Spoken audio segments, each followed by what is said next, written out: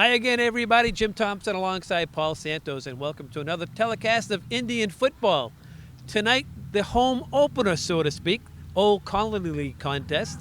Bridgewater Raynham in town to take on Dartmouth. Paul, it's a three-team league. Barnstable's 0-4 on the season. This is really it for the OCL title. No question about it. What a great game it's going to be tonight between Dartmouth and Bridgewater Raynham. You know, Dartmouth hasn't beat Bridgewater Raynham since 2008. They haven't won the Old Colony League since 2008. This is an opportunity to do something that even the Super Bowl team last year didn't have a chance to do. Hey, you never know. Maybe tonight's the night. Coach Rick White said this week, Bridgewater Raynham's the best 1-3 team in the country. The reason is they've played 3 out of the top 14 teams in the state, including number 1 Marshfield and number 4 Duxbury. Well, you know, it's interesting. Sometimes somebody can look at, a record and say, well, okay, they're 3-1. What does that mean? Well, you can throw that out when you play the kind of teams that Bridgewater Raynham plays. So make no mistake, this is a very strong Bridgewater Raynham team. They're very big up front. They're going to give the Indians some problems, but the Indians can respond because they have the talent. They have the diversified offense, a solid defense, play mistake-free football. That's going to be the key tonight, I think. I would agree, and for you Indian fans at home, lose this game tonight, it's no big deal.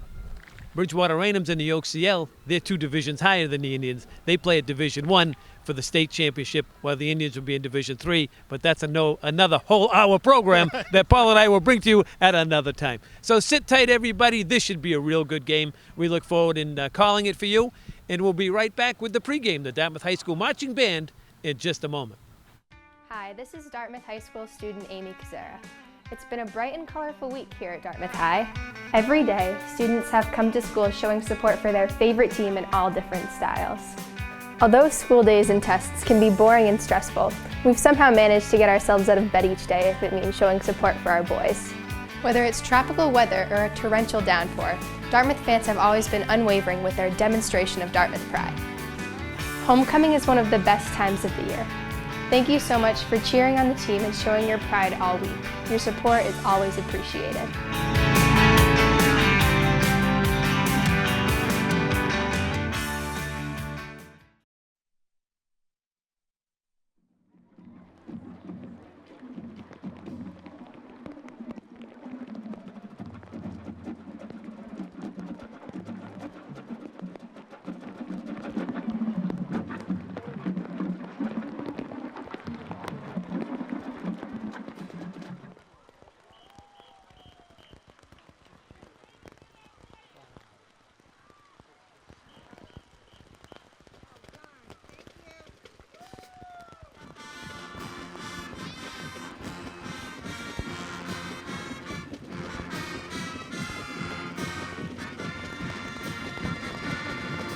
Performance under the direction of Bill Kingsley.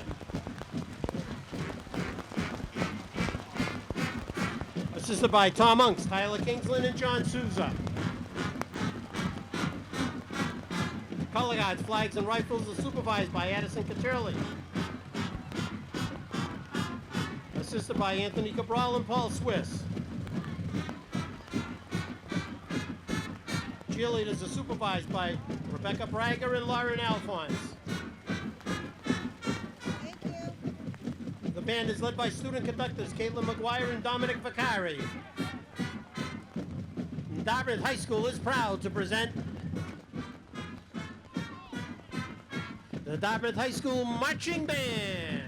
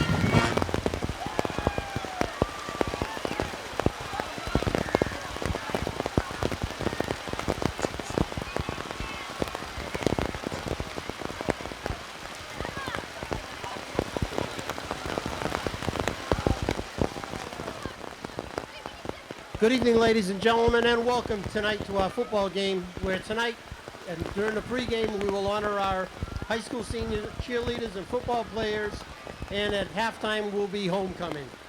Tonight we honor our senior cheerleaders and football players. We do this with a great sense of Dartmouth pride. We recognize their families who have made sacrifices of countless hours of time in transporting these students to and from practice, not to say the late dinners.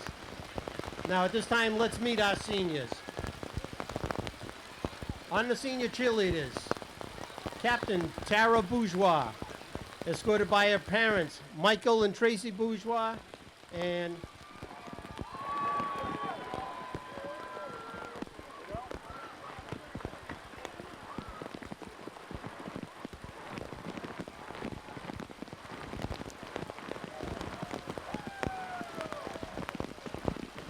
Assistant Captain Audrey Kudo, escorted by her parents, Duat and Maria Kudo.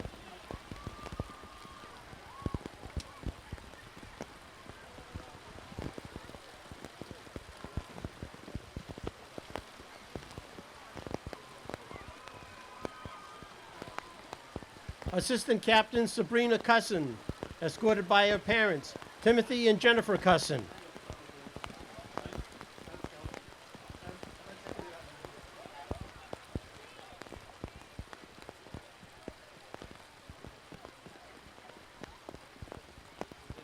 Julie Reed, escorted by her parents, Daniel and Sarah Mora, and her sisters Abigail and Eve.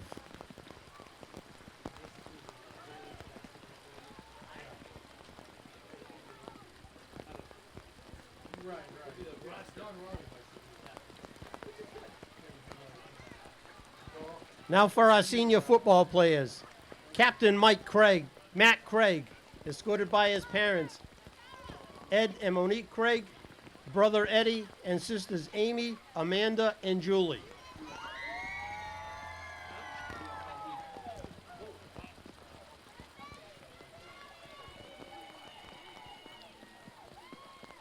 Captain Chris Martin, escorted by his parents, Clinton and Patty Martin, and sisters Sarah, Allie, and Elizabeth.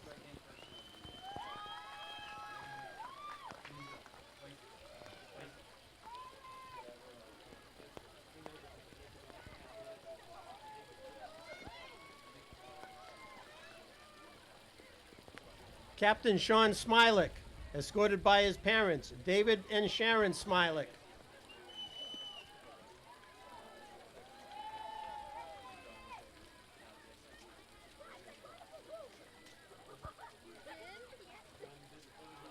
Aiden Ashton, escorted by his parents, John and Amber Ashton.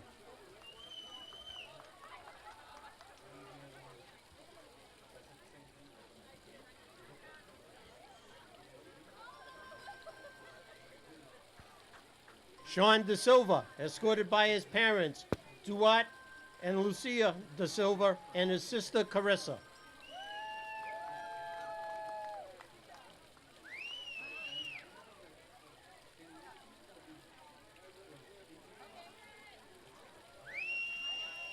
Nate DeMello, escorted by his parents, Arthur DeMello and Doreen Cunha.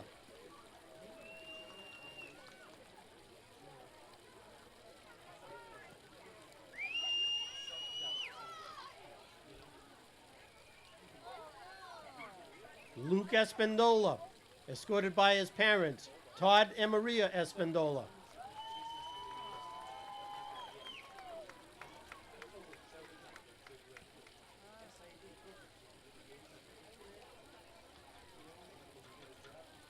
Brendan and Matt Foley, escorted by their mother Jen Foley and grandfather John Massey.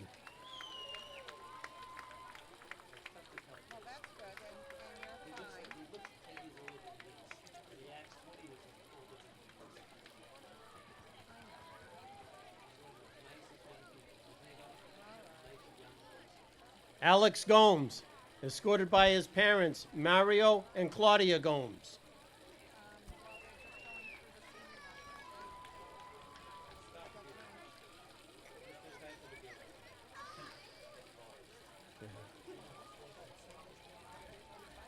Nick Marks, escorted by his parents, John and Kimberly Marks, and grandparents, Robert and Shirley Aruda.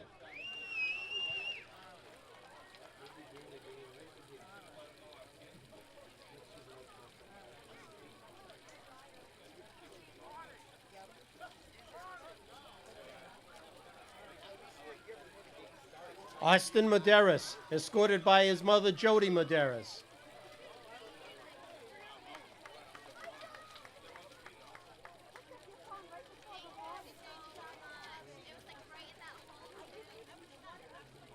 Austin Mello, escorted by his mother, Heidi Mello.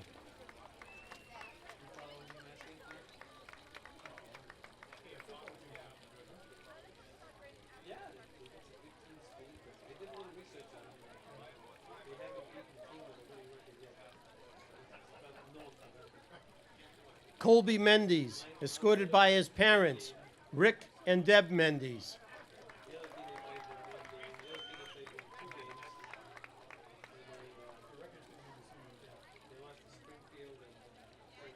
Kyle Sequeira, escorted by his parents, John and Christina Sequeira.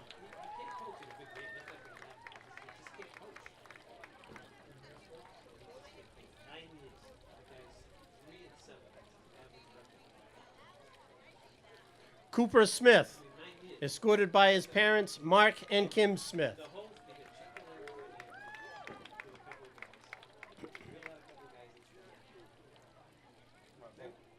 Jack Sullivan, escorted by his parents, John and Jerry Sullivan.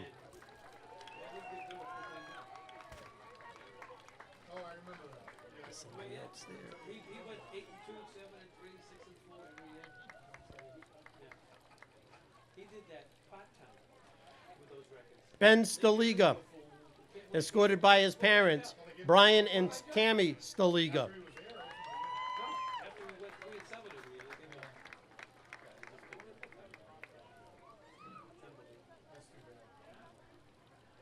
Alex Tisdale, escorted by his parents, Danielle and Tammy Tisdale.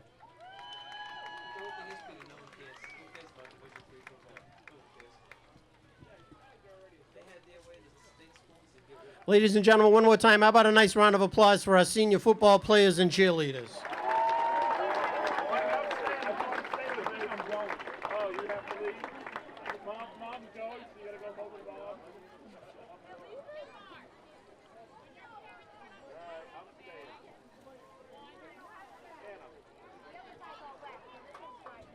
Dartmouth High School would like to welcome everyone to tonight's game between your Dartmouth High School Indians and Bridgewater Raynham. We remind you that one of the goals of interscholastic athlete is learning lifetime values outside the classroom. We hope that you will enjoy the game and will support all the participants in a positive sportsmanlike manner. In case of an emergency, please proceed to the nearest exit from the stadium. Exits are clearly marked and are located on the south and west side of the stadiums. Staff members will assist you to the nearest exit in case of an emergency.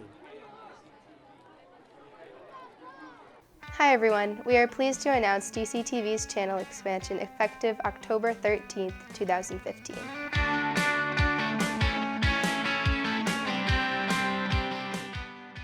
All educational access programming can now be found on DCTV Channel 9. This includes Dartmouth High and UMass Sports, Dartmouth Public Schools Music, school committee meetings, UMass Dartmouth programming, and Dartmouth Public Schools programming. All government access programming can be found on DCTV Channel 18. This includes government meetings such as Select Board, Planning Board, Zoning Board, and Finance Committee meetings, Town of Dartmouth events, Dartmouth Town meetings, Dartmouth Wanderers programming, and Dartmouth talk shows. All public access programming can be found on DCTV Channel 95. This is all original programming by Dartmouth residents. You can take television production training classes to find out how you can produce your own show on DCTV. For more information on the channel expansion, you can visit www.dartmouthtv.com or you can call 508-984-1359. Thank you.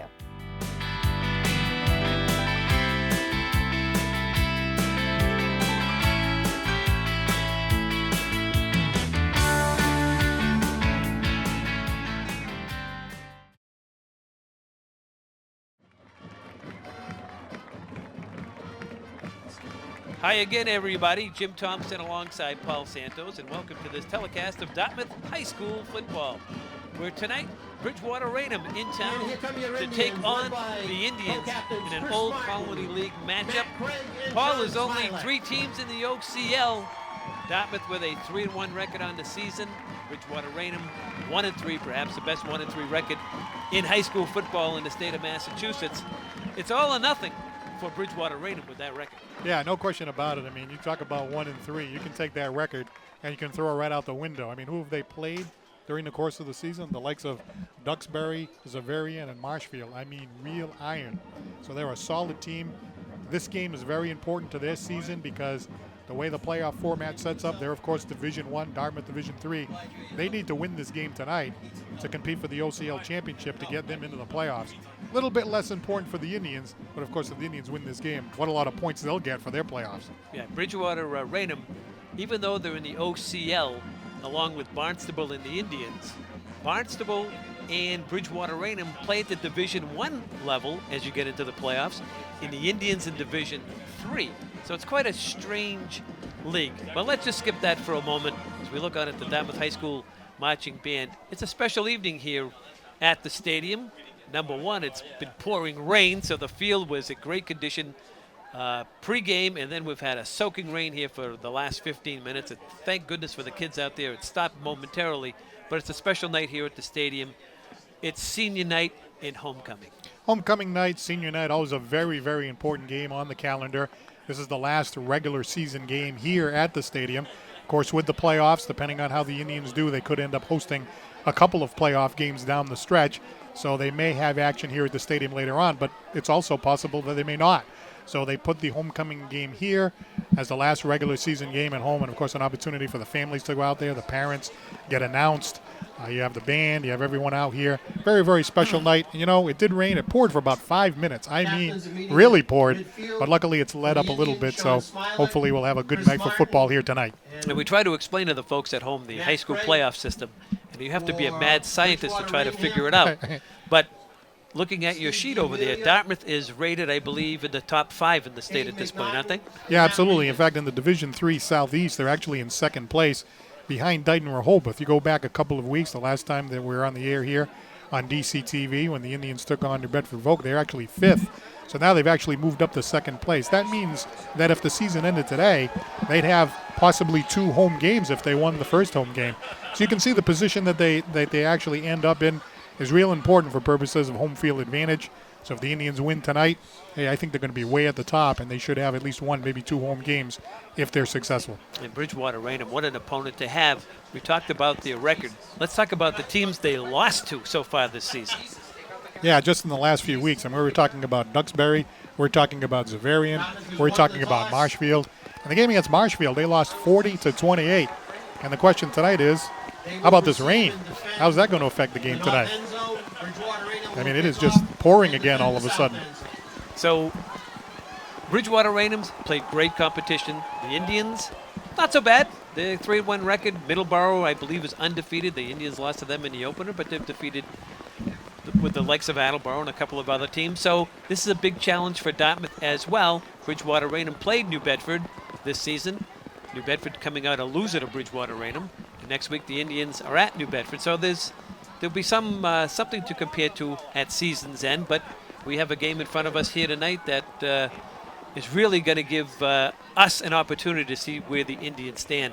Their defense so far this season, outstanding, Paul. Yeah, the defense has been really, really solid right from game 1 on. They've been very, very stingy, allowing the other teams to move the ball. In fact, they've been averaging about 1 touchdown against on average throughout the season. The defense is going to have to come up big tonight against the bigger, stronger Bridgewater Raynham team.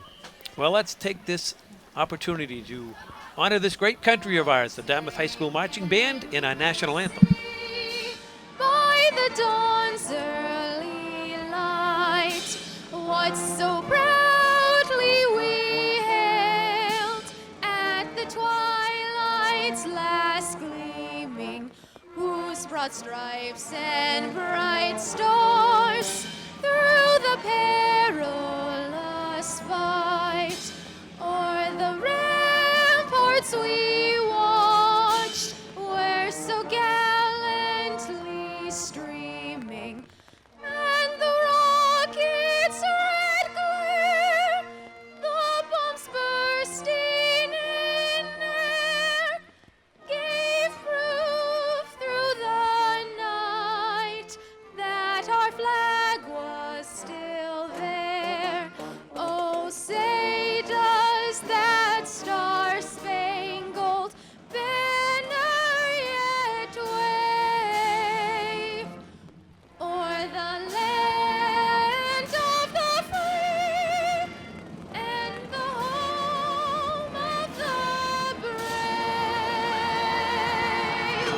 well done. That award-winning Dartmouth High School marching band. Is a look at the Indians on the near sideline.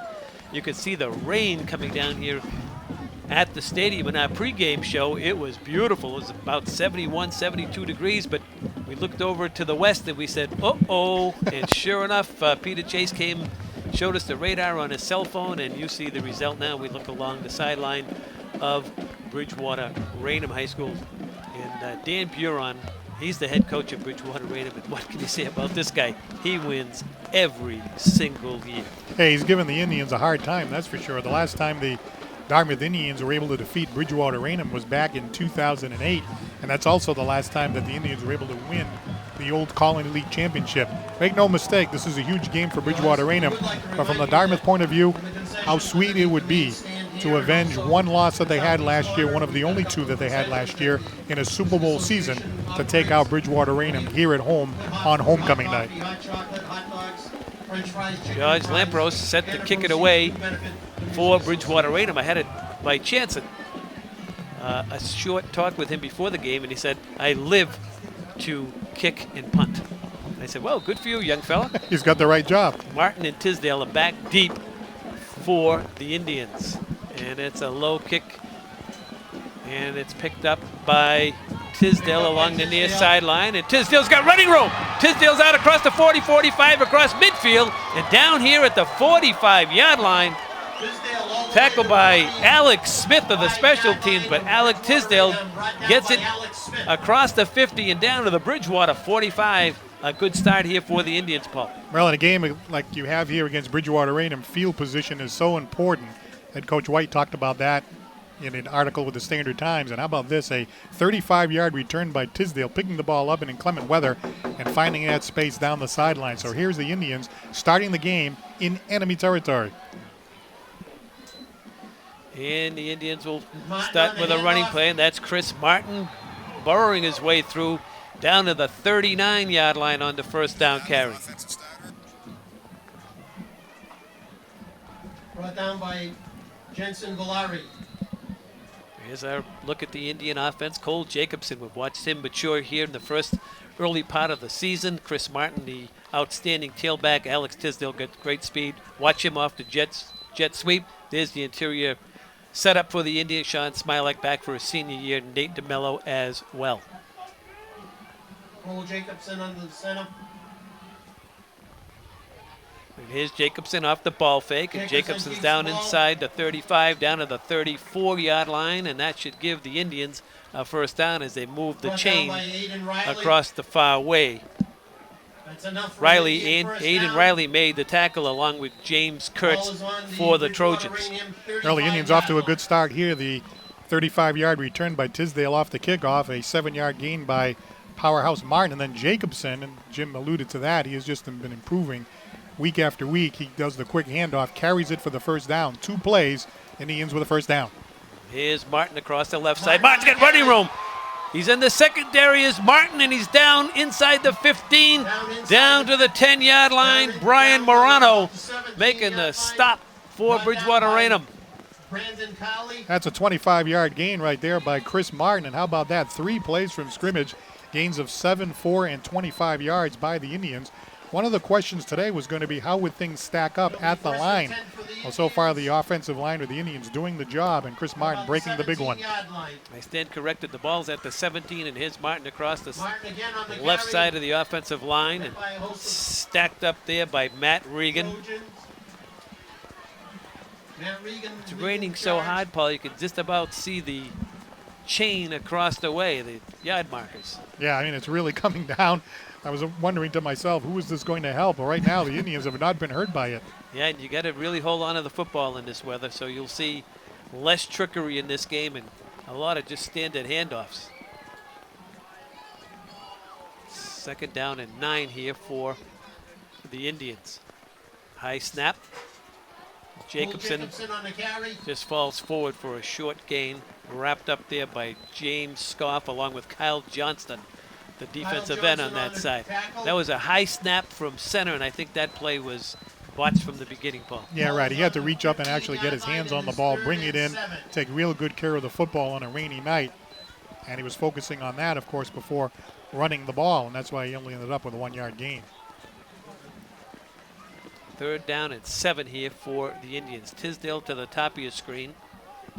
Matty Craig to the near side. Indians in that diamond look. And we may have an illegal procedure called against the Indians. Jack Sullivan might have just nodded his head a bit too much, and I think he got flagged for the foul. So that'll back the Indians up. Be 3rd down now and 12. Well, playing mistake-free football is more important tonight against Bridgewater Raynham than it probably is against any other opponent during the course of the year. If you're going to be able to take these guys down for the first time since 2008, you really can't make any kind of mistakes. That means no turnovers, no fumbles, and not have a lot of whistles against you by the referee. Cooper Smith comes into the game, lines up to the right side as a tight end. Jacobson. He throws near side, incomplete. Jacobson's pass intended for Cooper Smith is Cooper Smith was the intended receiver, couldn't come down with it. 4th down and 12. And that'll be 4th down and 12 yards to go. Well, take a look at it again. It looked like he had him open, but as Jacobson was going back into the pocket, the throw was just a little bit low. He had to go down and try to get that, kind of slip through his fingertips. Still a catchable ball there for Smith, but unable to bring it in. And that sets up a very interesting point of the ball game here in this early 4th and 12 in enemy territory. It is really pouring here at the stadium with the clock stopped at 7:36 to go. Jacobson, Martin gets through the first tackle, but not the second. He advances it down to the 15-yard line, but Bridgewater Raynham holds as Bryce Shaw came up to make the tackle, and that's not enough. And as a penalty against the Indians, it'll be declined by Bridgewater Raynham. So the Indians with a good kickoff return, a couple of solid runs, but the drive stalls after a procedure penalty. Their 3rd medium took them to 3rd and 12. They couldn't convert on 2 downs ball. Yeah, they had a 7-yard drive. They got a couple of first downs, as you said, but unfortunately that penalty really hurt them. They weren't able to convert deep in enemy territory. It took about 3 minutes off the clock, but unable to get into the end zone. So they've handed the ball over to Bridgewater Raynham. Bridgewater Raynham not in the greatest field position, so at least that's an advantage. The drive by the Indians at least have started Bridgewater Raynham back in their own territory. D'Amelia is the quarterback for Bridgewater Raynham. And on 1st down, they hand it off, and coming across the line was Jack Sullivan, as Sean Knoll was the ball carrier, and Knoll is quite a back, isn't he, Paul? Absolutely. He's one of the guys that we really have to keep an eye on tonight, along with Bryce Shaw. The other guy to look at along with Knoll is Matt Regan. Those are the big guns out there. Regan, the wide receiver, the other two, the running backs. And actually the game against New Bedford, Sean Knoll rushing for 148 yards. Bryce Shaw an additional 83, combining for 231 against the Whalers. These guys can certainly run the ball. So the Indian defense has been fantastic all season long, and they're going to get an opportunity here tonight, as that's Bryce Shaw, the fullback, ran right into Sean Smilak. So it'll be 3rd down now, and about 9 yards to go, 8 yards to go. Well, the Indian defense has done the job all year, as we said, and this is a big test against this big Bridgewater Raynham team. But looking up and down that roster, a lot of senior leadership out there on the inside. A lot of seniors, a lot of experience. The Super Bowl victory last year. I mean, they're going to have to dig deep into that to stop Bridgewater Raynham. So far, doing well. 3rd and long 7. They turn and hand it back to Knoll. He trips over one guy, but he's going to come up short. That was Marquise Adams coming up to make the tackle for the Indians, and that's going to bring the ball just a little short of the yards they were looking for. And we have a penalty against the Indians, I believe. And that's going to give Bridgewater Raynham a 1st down. That's enough for a Bridgewater first down. Well, it's a 2nd penalty against the Indians. The first one really hurting that Indian drive, that illegal procedure penalty when Dartmouth had the ball. Now an opportunity to force them into a 3rd and long. Another mistake. Bridgewater Raynham with a 1st down. Here's Knoll looking for room along the right side. Runs into Adams. Knoll on the carry. Marquise Adams on the tackle.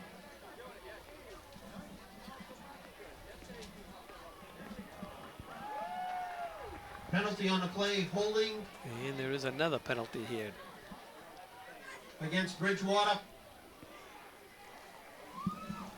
Usually the referee walks toward the bench like he's doing now, just a little bit, but with this field condition, maybe they don't feel like walking because we missed one penalty. I think everybody up here missed it because that was well short of the first down yardage, and all of a sudden they were saying first down.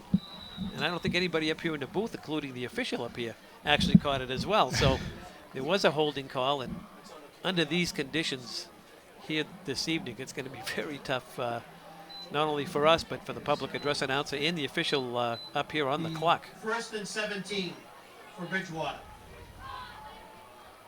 First and a bunch here for the Trojans, and this is Noel, the ball carrier, and he's going nowhere. Actually gets back to the line of scrimmage, perhaps lost one. Nate DeMello and Sean Smilak making the tackle for the Indians.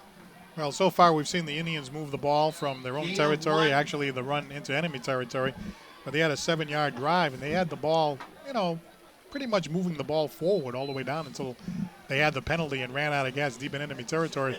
Bridgewater Raynham not really moving the ball that well, so I think that that's what tells you is that the Indians here are doing a good job up front, matching up against Bridgewater Raynham at the point of attack. Here's a pitch to the far side. Noel looking for running room and picks up a couple, and the Indians gang tackle him along the far sideline. By Jack Sullivan. Jack Sullivan, one of the Indians there to get him. And Colin McCabe. Along with Colin McCabe.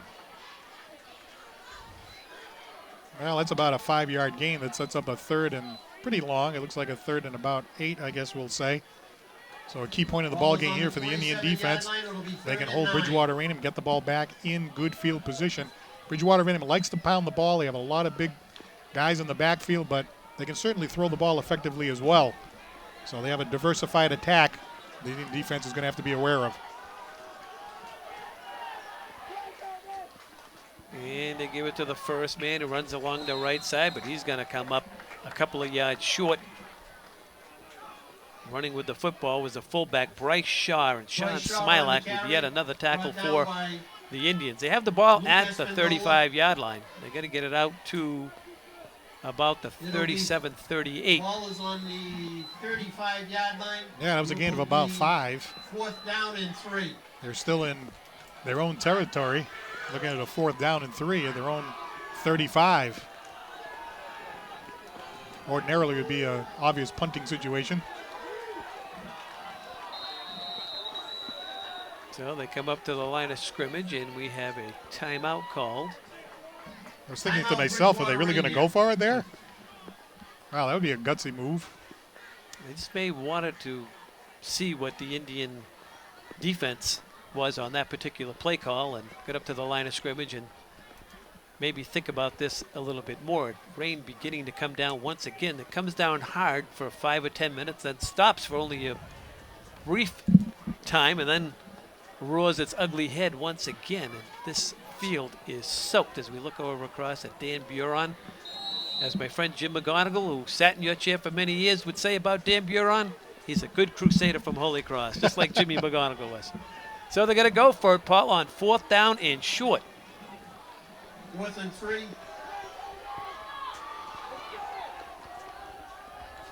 Indians jumping the gaps. This is Noel, runs into his own man, and he's going to lose yardage on the play. Sean Smilak was there, but Paulie ran over his own man. Wow, this is a great play here by the Dartmouth Indians. 4th and 3, a gutsy call by Dan Buron. Bounces off his own tackle and ends up falling backwards. The Indians then following up with linebacker Jack Sullivan.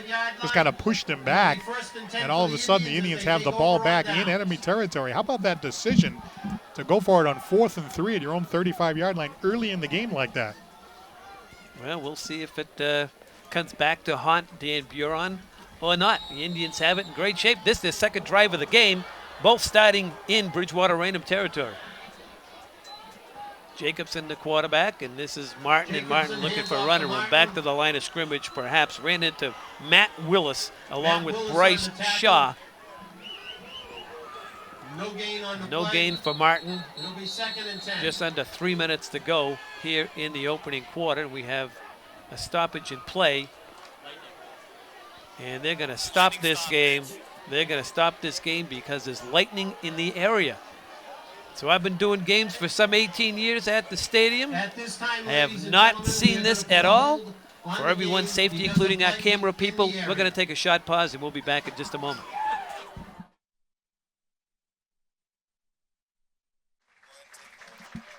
Welcome back to DC TV's coverage of Dartmouth High School football. It is now the next day, Saturday at 12 noon. Why is it the next day? Well, last night the game had to be postponed because of atrocious weather conditions. I mean, we're not talking about just pouring rain. We're talking about rain and lightning. Paul Santos alongside Dylan Santos here to pick up where we left off. Jim Thompson on a plane to Florida. So we'll be taking it from here. And Dylan, I know you were here for a little while last night. I mean, that was about as bad as it gets. Yeah, it was brutal out there. I'll tell you, as the delay was going on, you saw officials from both schools going out there and looking at the field throughout as you take a look here at the rain and just how brutal it was. Not just the pouring rain as you see there, everyone with their umbrellas, but also bolts of lightning as well. And I know you guys touched upon it last night a little bit, to the MIA rule of every bolt of lightning you have to wait half hour before you can resume play. But, it seemed like every 5 or 10 minutes there was a new bolt of lightning. You had to reset the clock. So, but a great day for football here today. So let's get it going. You see the clip there, a big run by Chris Martin, 35 yards. The Indians had the ball first. They turned the ball over on downs. Bridgewater Raynham came back the other way. It was a 4th and 3. Dan Buren ended up going for it. Didn't get it. The Indians now have the ball in enemy territory. With 2:47 to go in the first quarter, 0-0, looking at a 2nd and 10, and you can see right here, compare that shot to the shot from last night. Looks like it was the right decision to move it to today. Yeah, absolutely. Beautiful day here for football. Definitely getting into the fall now, but about in the 60 degrees today. So beautiful day for football as compared to last night. So here we go. We pick it up where we left off. 2nd and 10. Cole Jacobson play action, throws, and it is tipped away. You see the ball being tipped away by Aiden Riley of Bridgewater Raynham. He's the defensive back, the senior, 6'4", using his size there to get his hands up in the passing lane. Yeah, and you talk, about yourself as an athlete, and you have to, you get all up for the game yesterday. Now you got to come back here today, which is usually a day off for these guys. It can be challenging as an athlete, but if you love the sport and you love to play, you can get up for a game no matter how big, no matter what time it's at, no matter what day it is. So, throwing it off a little bit for Dartmouth today. Usually used to playing on a Friday night, but having to come back here and play on this beautiful Saturday. And a big game, the first game of the Old Colony League. And the Indians now in a 3rd and 10 at the enemy 35. And they have a spread formation there, but it looks like the offense took off a little too soon. It is going to be a illegal procedure penalty against the Indians, and that'll turn it into a 3rd and 15. Of course, when you're playing against a team like Bridgewater Raynham, a team they haven't beat since 2008, playing mistake-free football is certainly at the top of the list of things you need to do. Yeah, I mean, penalties are going to kill you, in any sport. But, especially here, Dartmouth hasn't beat Bridgewater Raynham since 2008. Like you said, they haven't won the OCL since 2008, going back to the Sean Sylvia and Jordan Todman, Artie Lynch eras. You take a look here at Coach Rick White, who said early in the week that the OCL league is very important to them. They want to win the league this year. 3rd down and 10. Cole Jacobson, play action, looking to pass. That ball is overthrown. It was intended for Marquise Adams, the junior running back, going out into the flat. And the Indians not taking advantage of that big decision that was made last night. We were talking about it here in the booth about how he went for it on 4th and 3 at his own 35, probably thinking with the field conditions and the weather conditions, the Indians with a chance to capitalize there and do not do it. Yeah, and as I touched upon earlier, having to get up for this game, they had all the momentum stopping them on 4th down. Now they're coming out here. It's a new day, and they got to try to take that momentum back. Matt Craig kicking from the 50-yard line. Bounces down, takes a Indian roll inside the 10. Looks like the ball will be downed at about the Bridgewater Raynham 8-yard line. And speaking to Coach Rick White before the game, there's many things that have to go right for the Indians today, but he talked a lot about field position. And right there, at least, you've given the ball back to Bridgewater Raynham, but at least they're starting deep. Yeah, it was a nice punt there by Matt Craig, who was able to get them trapped kind of below their below the 10-yard line there. Kicked it, but not too far, and now they're going to have to march all the way down the field if they want to get any points here. Bridgewater Raynham with their senior quarterback, Steve D'Amelia. Now, you look at that and you say, okay, senior quarterback, 6'3", 200 pounds. Turns out he is a first-year quarterback, the quarterback they had last year graduating. So, although a senior, still a first-year quarterback. And we'll see how he does today against the Indians. First and 10 at the 9-yard line. It's a man in motion. Amelia, handoff to the tailback. And that was, let's see if we can pick the number up. Sean Knoll. Sean Knoll, number 26. Sean Knoll Jr., 24 carries and 148 yards against the New Bedford Whalers a couple of weeks back, and he's a guy the Indians are going to have to watch. He's the workhorse back there. Absolutely. And talking to Rick White before the game, he mentioned that Bridgewater Raynham, they like to overload one side of the offensive line, making it hard for the opposing team to kind of adjust and communicate out there as to what exactly to do to it. Second down and 6. Knoll gets the ball again. Knoll is going to be hauled down immediately by Brendan Foley, the inside linebacker, the senior for one. And right away, the Bridgewater Raynham team is in a third down and situation. They managed to get about 3 yards out of that, so it's only a 3rd and 1 to go to get the first down. Ball is on the 18-yard line.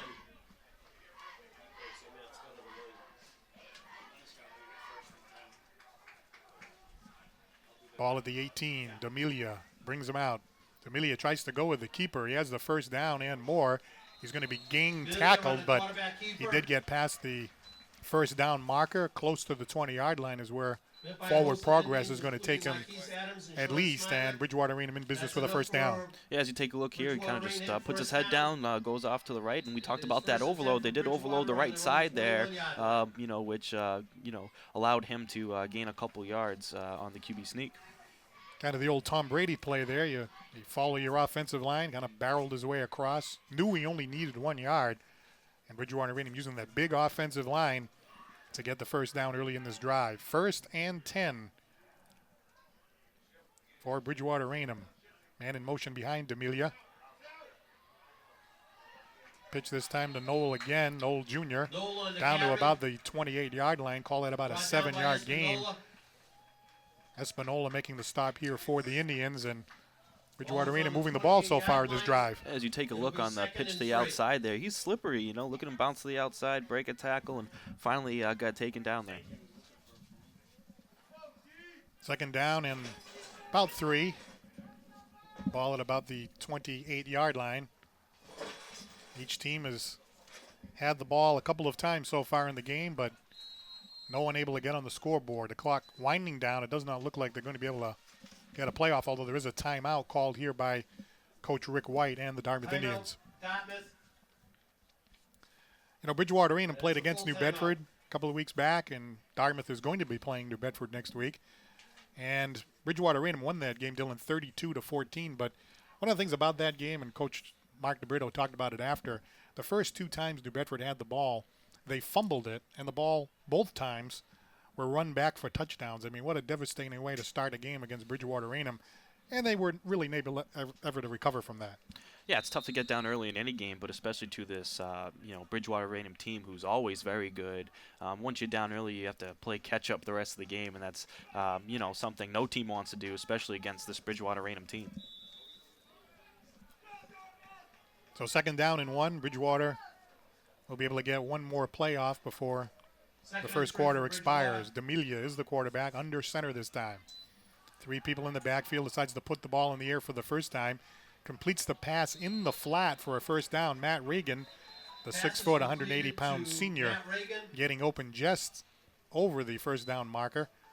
And that'll give Bridgewater Raynham another first down as time expires here in the first quarter. 0-0 at the end of one quarter. Paul Santos and Dylan Santos happy to be with you here at Dartmouth Memorial Stadium. The game started on a Friday night with lightning and rain, and they ended up having a conference down there and ended up deciding to move it to today. It seems like the right decision.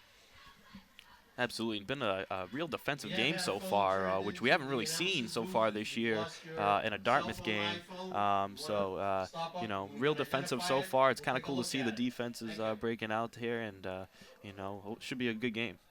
Last week, 41 points against Durfee. The week before that, 41 points against Voc Tech. So the Indian defense getting in gear as we've gone along. Of course, this opponent, a much stronger opponent. So a real test for the Indians today, no question about it. Absolutely, and I think we've seen kind of glimpses of last year's team and this team, of course. Super Bowl winning team last year being that kind of blue-collar team that they were, and you kind of see that this year. You do have, a lot of returning players like Chris Martin, who are kind of those blue-collar type players. But it's good to see this kind of grinding blue-collar effort come out again in this team here, like last year. Bridgewater Raynham operating out of the I formation this time. Handoff again goes to Sean Knoll Jr. He carries the ball over the right side. Tackle at about the 38-yard line. Looks like Smilak in there along with Brendan Foley of the Indians. That time held to a gain of 3, 2nd and 7. A gain of 3, it will be 2nd and 7. Bridgewater Raynham likes to grind it out. Sean Knoll Jr. in the New Bedford game, 148 yards rushing. Bryce Shaw, we haven't seen much. He had 83 yards rushing in that game. They like to pound it out. They can throw the ball effectively as well, however. 1st and 10 out of the I formation again for D'Amelia. Sean Knoll Jr. straight up the gut. Big opening by the offensive line. And a huge gain up the middle for the speedy running back. Yeah, kind of a smaller guy, as you can see there, but real slippery as you take a look here at the replay as they hand it off, and they really load up that offensive line as you see him hit the hole there and gain about 5 yards. Great job that time by the offensive line, opening up a nice hole for Sean Knoll, the 5'9", 165-pound junior. And they're in good shape here at 3rd down and 1. The ball at about the 43-yard line of Bridgewater Raynham. This time they go to the fullback. That is Bryce Shaw, first carry of the game. Thinking maybe you give it to the power guy. He's a 6 foot, 185-pound sophomore. Cooper Smith coming up with a stop for the Indians. That's enough for and he does get enough to get another first down. It'll be 1st and 10 for Bridgewater on their own 46-yard line. So here's a drive that started at the 9-yard line. And they're grinding it out. 1st and 10 at their own 46. Sean Knoll Jr. on the pitch. Sean Knoll on a carry. Breaks one tackle. Eventually gets brought down by Colin McCabe, but good example of second effort there. Yeah, nice job there of getting past, breaking the tackle and getting through there. But this Dartmouth defense, they got to be prepared. They have a lot of big guys. It's a Bridgewater Raynham team. When they get to Knowles Jr., they better take them down because they got to get through the offensive line first. And if they're lucky enough to do that, when they get to the to Knowles Jr., they better take them down when they get the chance. Coaches talk about shortening the game, and you can establish a running game like this. The time just goes by so quickly. The Indians without an opportunity to get the ball back. Knoll Jr. He is stacked up this time. Big number 87 coming up with the stop. That is Jack Sullivan, 6'1", 185-pound senior, making a nice stop for the Indians that time. Yeah, we just talked about it. I mean, when you get to him, you better be able to take him down. As you see here, him stepping in the hole, did a nice job there by the defensive line, blocking it up, and nice tackle there. So once again, the Indians have Bridgewater Raynham in a 3rd down situation. It's interesting, they've had a lot of 3rd down situations, but most of them have been 3rd and short. Out of the I formation, quarterback D'Amelia. Goes back to Sean Knoll Jr. He's going to find a space down the sideline. Tackled by Luke Espinola, but not until he gets a good 10-yard gain. And yet another Bridgewater Raynham first down on the ground. And if you're Bridgewater Raynham, you're just going to stick with what's working. Give it to Knowles Jr. again as you see him bounce to the outside, follow his blocks. The offensive line for Bridgewater Raynham doing a great job because without them, he's not getting these gains.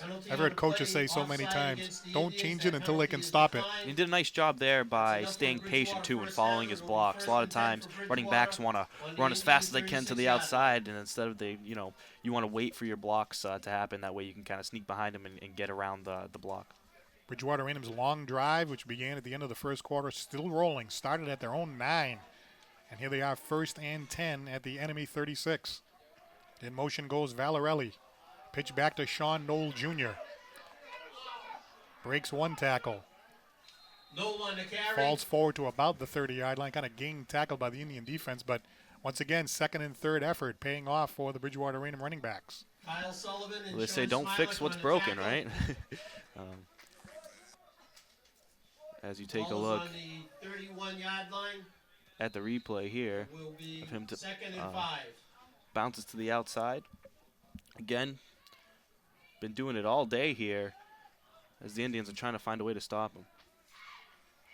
So a second down and about 5 for Bridgewater Raynham. 6:43 to go here in quarter number 2. Still at 0-0. Play action this time. D'Amelia wants to go up top. Has a man wide open. He's got him.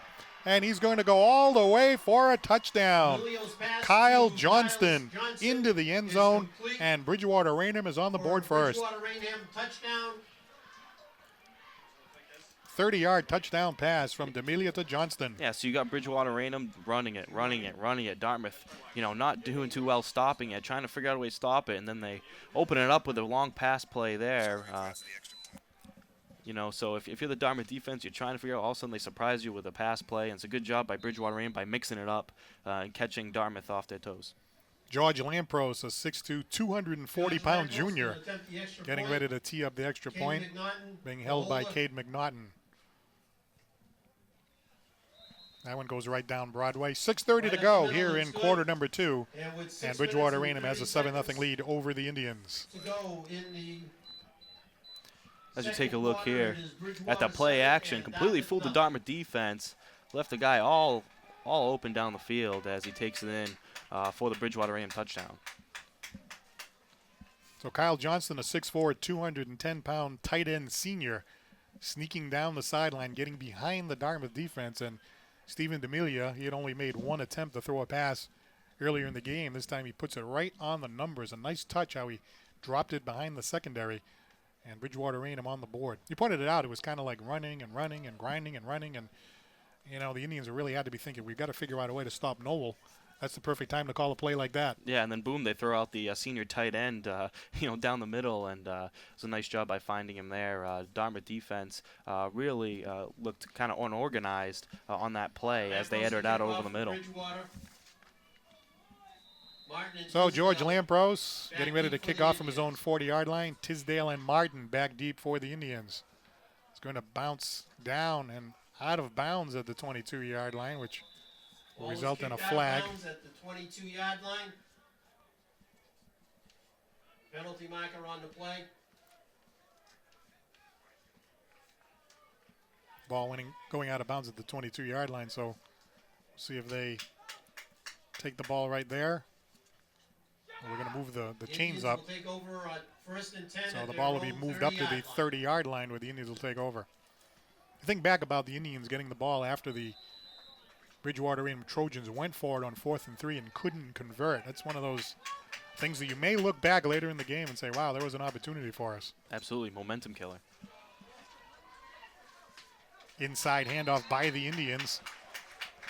And that was Chris Martin. He's the workhorse back there for Dartmouth. He had a nice thrust by his offensive line. Nice gain up the middle for the Indians.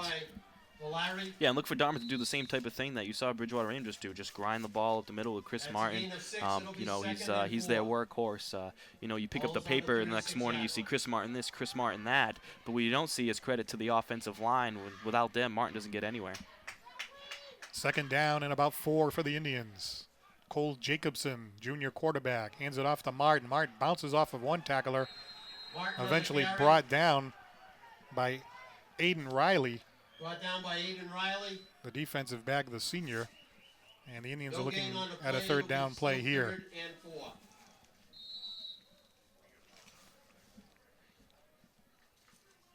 Bridgewater Raynham had quite a few of these third down situations, but I tell you, they were converting them until they ended up going up top to Kyle Johnston. The Indians are going to have to convert these third down plays. Third down and about 4. Jacobson back to pass. Tries to pass it across to the flat. Once again tipped away by Aiden Riley. He did that once before. He's 6 feet 4 inches tall, 200-pound defensive back. Got his hand up in the passing lane. As you mentioned, second time he's done that here this afternoon. As you see him jump up there with that 6 feet 4 figure knocking the ball away. You saw Martin try to grind the ball to the middle. It wasn't working for them, so they went to the pass play. And again, the Bridgewater defense coming up big. Matt Craig will be punting for the Indians. Matt Regan and Cade McNaughton back deep for Bridgewater Raynham. Craig, the senior, doing a lot for the Indians. Connected here by Matt Regan. He's going to be gang tackled by the Indians special teams unit. In on the stop for one. Chris Urbano for one, Luke Clark the other. So Bridgewater Raynham on offense again. This is a big drive right here for the Indian defense, with Bridgewater Raynham showing that they can take time off the clock and grind it out. Yeah, and we were talking about that New Bedford game earlier where they got down early in the game by 2 touchdowns. That's in jeopardy of happening here as well to Dartmouth, and you certainly don't want to do that against this powerful Bridgewater Raynham team. Coach White on the sidelines looking on, probably thinking about adjustments here as Bridgewater Raynham gets another opportunity to move the ball on offense. Steve D'Amelia with a nice touchdown pass in the last drive under center. 1st and 10 at about the 33. D'Amelia going to the air right away. Completes it to McNaughton. McNaughton, is he still in bounds? Yes, past the 50. Nope, he did step out of bounds. But a nice play, a short pass to the flat. And it looks like a first down pending this flag. The Bridgewater Raynham going right back to the pass. Yeah, and it worked for them in the last drive, but you think first down, they're probably going to run it again, and they go ahead and throw it open with that pass play. That's Tom Azevedo, the referee, working the game today. Illegal formation against the offense, so a break for the Dartmouth Indians there. A nice 15-yard gain. Ends up getting wiped off the books. Take a look here, and you're going to see him step out right there with his right foot. And the ref caught it, but of course it's all wiped away because of the flag.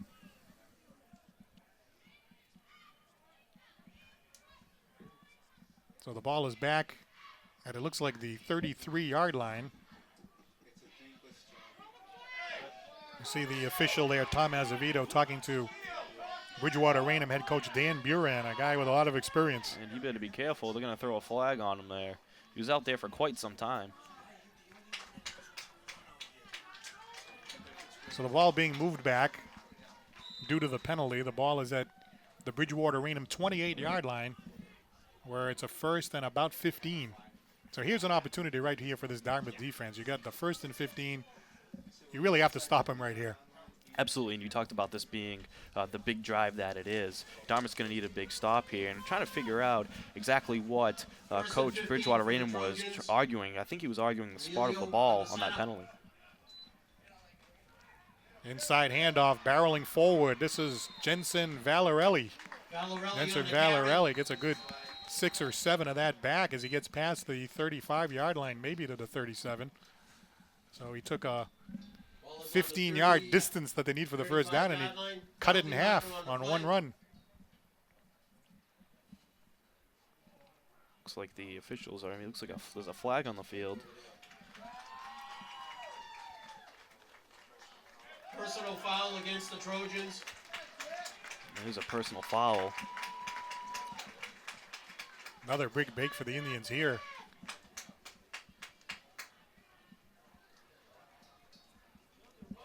Now, coaches like to talk about mistakes. One area of mistakes, of course, is turnovers. New Bedford played Bridgewater Raynham. Twice the ball was fumbled.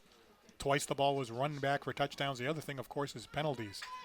And a personal foul penalty. We were talking about a 15-yard penalty. So the ball's going to go way back there. And it's going to be first down and a country mile. The down counts. It will be second down. Yeah, and you can't afford these penalties here for Bridgewater Raynham. They really need to win this game if they want to get into the playoffs. They're going to have to win the league. They do have a losing record right now. So in order to get into the playoffs for them, they're going to have to win the league, which this is a big OCL matchup right here. So this is a big game for Bridgewater Raynham. 1st and 22. The ball spotted at about the 20-yard line. The Indians with a great opportunity to hold Bridgewater Raynham and get the ball back in good field position. Second down. Noel Jr., no place to go that time. The defensive line coming up big for one, number 15, and that is Cooper Smith. The defensive end charging through. And that'll create a third down. No gain on and the play. 22. It'll be third down and 22 yards. We'll see what Bridgewater Raynham calls here. Obviously a passing situation. The Indians know that.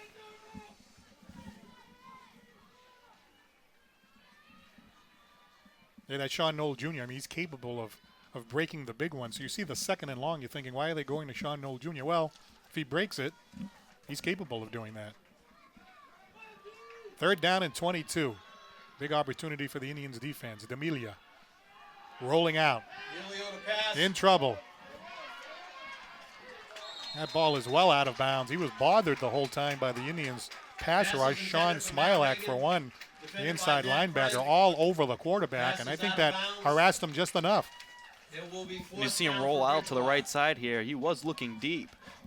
Here, as you see him air it out as he's tackled, not able to keep the ball in bounds as he was hit as he was thrown.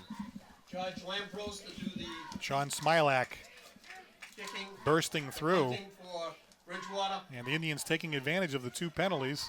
Tisdale and Martin back deep for the Indians. George Lampros getting ready to kick it. Alex Tisdale, Chris Martin back for the Indians, and it's going to be Tisdale. He's going to have to go back and get this one. Goes off of his fingertips, and he collects it. But he is tackled at the 27-yard line. Unfortunate for the Indians because it looked like the Indians were going to have a good field position, but combination of a good punt and him having to go back and get it and not fielding it cleanly. The Indians' field position is okay, but not fantastic. It will be 1st and 10 for the Indians on their own 27. Yeah, as soon as you saw him backpedaling there, you're thinking, uh-oh. If it's going over your head, you're better off, I feel like, just letting it go. Because if you touch it, it is a fumble and the other team can recover. But as soon as you see him backpedaling there, you're thinking to yourself, uh-oh. But luckily, he was able to gain control of it there before getting tackled. So here we go, 1st and 10. The Indians spread it out of the shotgun. Fake handoff. They pass it off to Tisdale. And Tisdale's going to be tackled right at about the 29-yard line. Maybe he ended up with about 2 yards on the play. Brings up a 2nd down and we'll say about 6 for the Indians. 2nd and 7.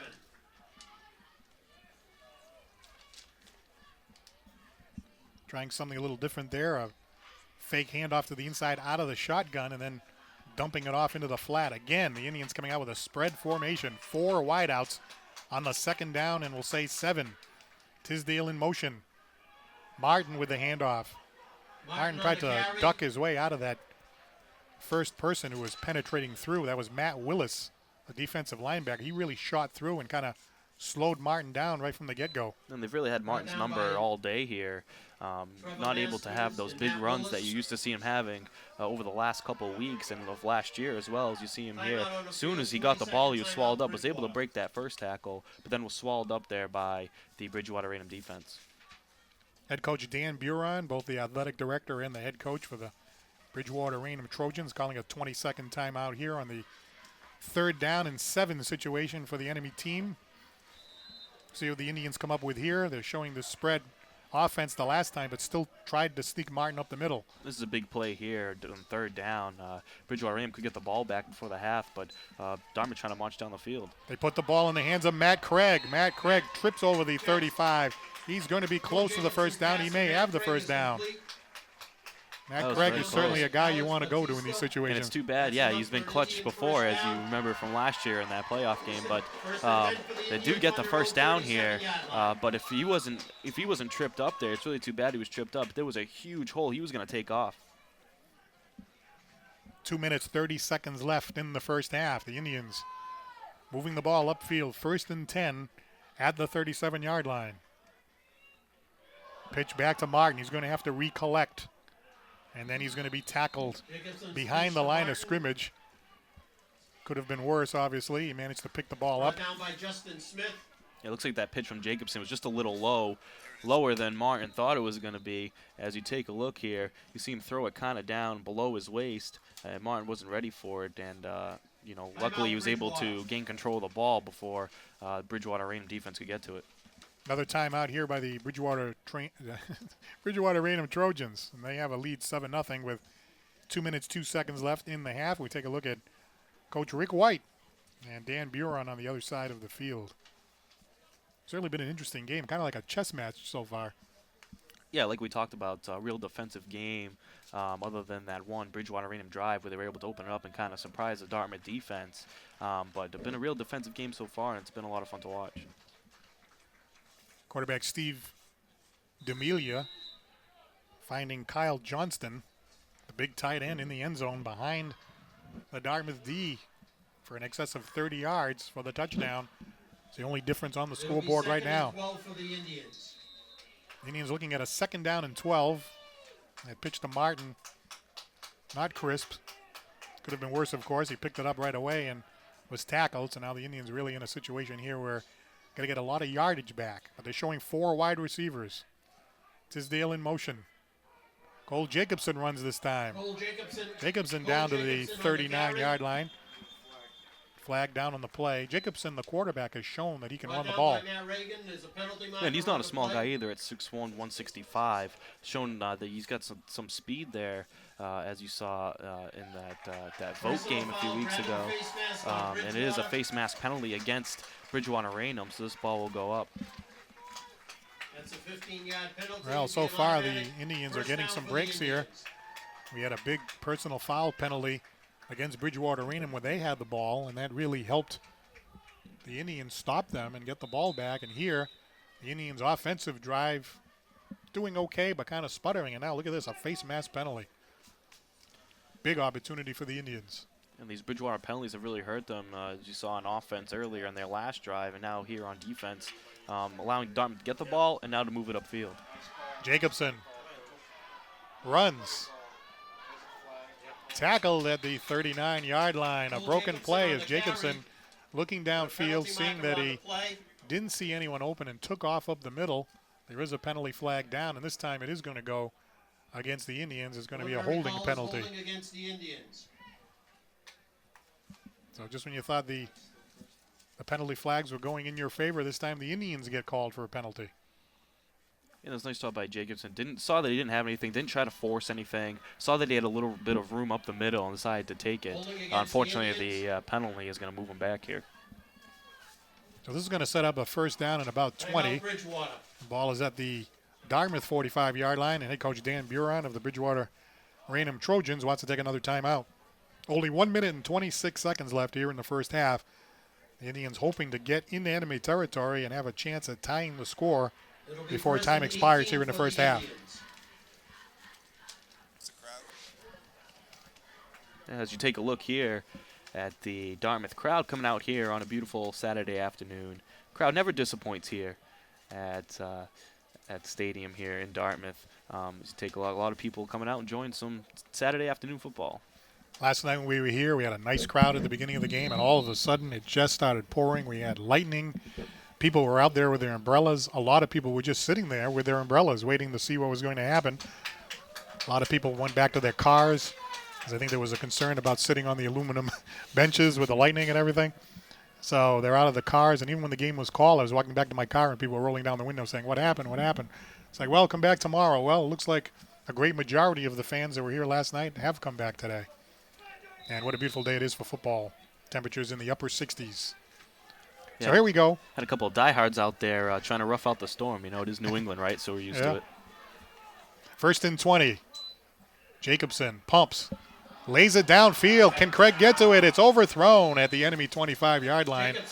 And there is a late flag on the play. Craig did get some separation over there, but the ball was overthrown. Craig had him beat, and you know what it was? It was the pump fake by Cole Jacobson to the right side that kind of froze the defensive back and allowed Craig to get some separation there. Sideline warning against Bridgewater Raynham.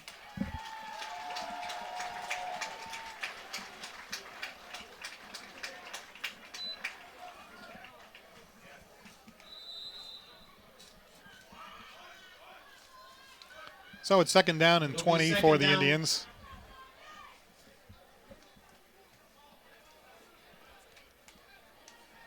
See what the Indians come up with here with 1:18 to go in the half. 3 wideouts to the right, 1 to the left for Cole Jacobson at quarterback. Tisdale in motion again. Tisdale gets the ball this time on the jet sweep. Turns the corner. Forced out of bounds by Bryce Shaw for Bridgewater Raynham. As you take a look here, as they give it to Tisdale, nice job getting to the outside and getting out of bounds as well as the clock right now, not on the Indian side. So nice job of getting out of bounds and stopping the clock. Gain of about 12 yards that time. You're looking at a second and 20, and it's cut down to about a 3rd and 8 or so. Ball at the Bridgewater Raynham 45. 1:10 to play in the half. Indians again, spread formation. Tisdale in motion. Jacobson off the fingertips of Craig. Craig cutting across at the enemy 35, off his fingertips and incomplete. And he had him too, Craig, of course, with that height. Was able to throw it, but he threw it just a little too high and out of his reach. And anytime you see a ball go off the wide receiver's fingertips and go up in the air, you kind of hold your breath for a second. But luckily, it came down without anybody intercepting it. Fourth down for the Indians. Matt Craig The Indians forced a punt. Matt Craig stationed at about the 40-yard line. McNaughton and Reagan back deep for the Trojans. Lands in the middle. Ball rolling down, and it is going to be downed at near the 2-yard line. So a great punt that time by Matt Craig. Matt Craig has had a great day punting the ball, trapping Bridgewater Raynham deep in their own territory a few times. As you take a look here, and it does take a bit of a Dartmouth bounce, and a good job by the Dartmouth special teams unit getting down there and making sure that ball doesn't go into the end zone as well.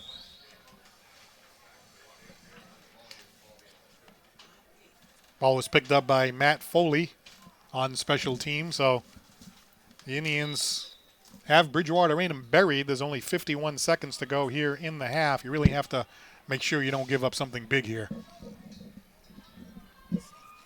Go into the locker room at 7-0. Regroup. You're in the game. Has to be a mistake-free situation here for the Indians. D'Amelia operating from the shadow of his own goalposts. And here comes Sean Knoll Jr. Oh, looks like he lost the ball. He lost that ball before he was down, and I think the ref blew the whistle beforehand. Tisdale looked like he was very upset. As we take a look here, I believe that ball was out well before he was down. As you take a look here, a little bit of a quick whistle.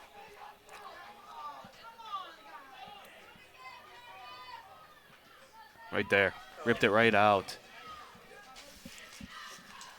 So that's a big break for Bridgewater Raynham. Gain of 8 on the play. It'll be Only 10 seconds left in the half. Not an opportunity it would have been for the Indians there.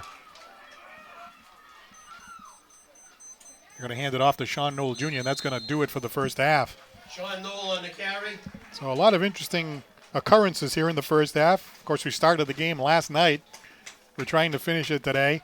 There's been a lot of penalties back and forth. There's been some breaks here or there, back and forth, but neither team able to really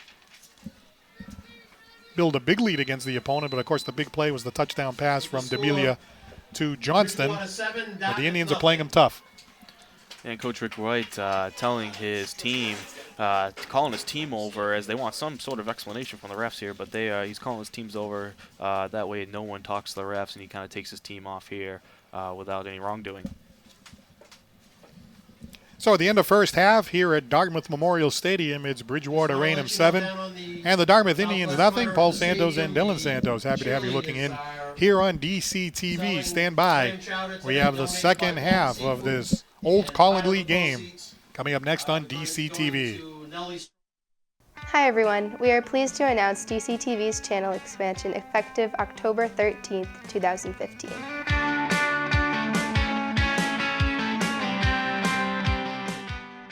All educational access programming can now be found on DCTV Channel 9. This includes Dartmouth High and UMass Sports, Dartmouth Public Schools Music, school committee meetings, UMass Dartmouth programming, and Dartmouth Public Schools programming. All government access programming can be found on DCTV Channel 18.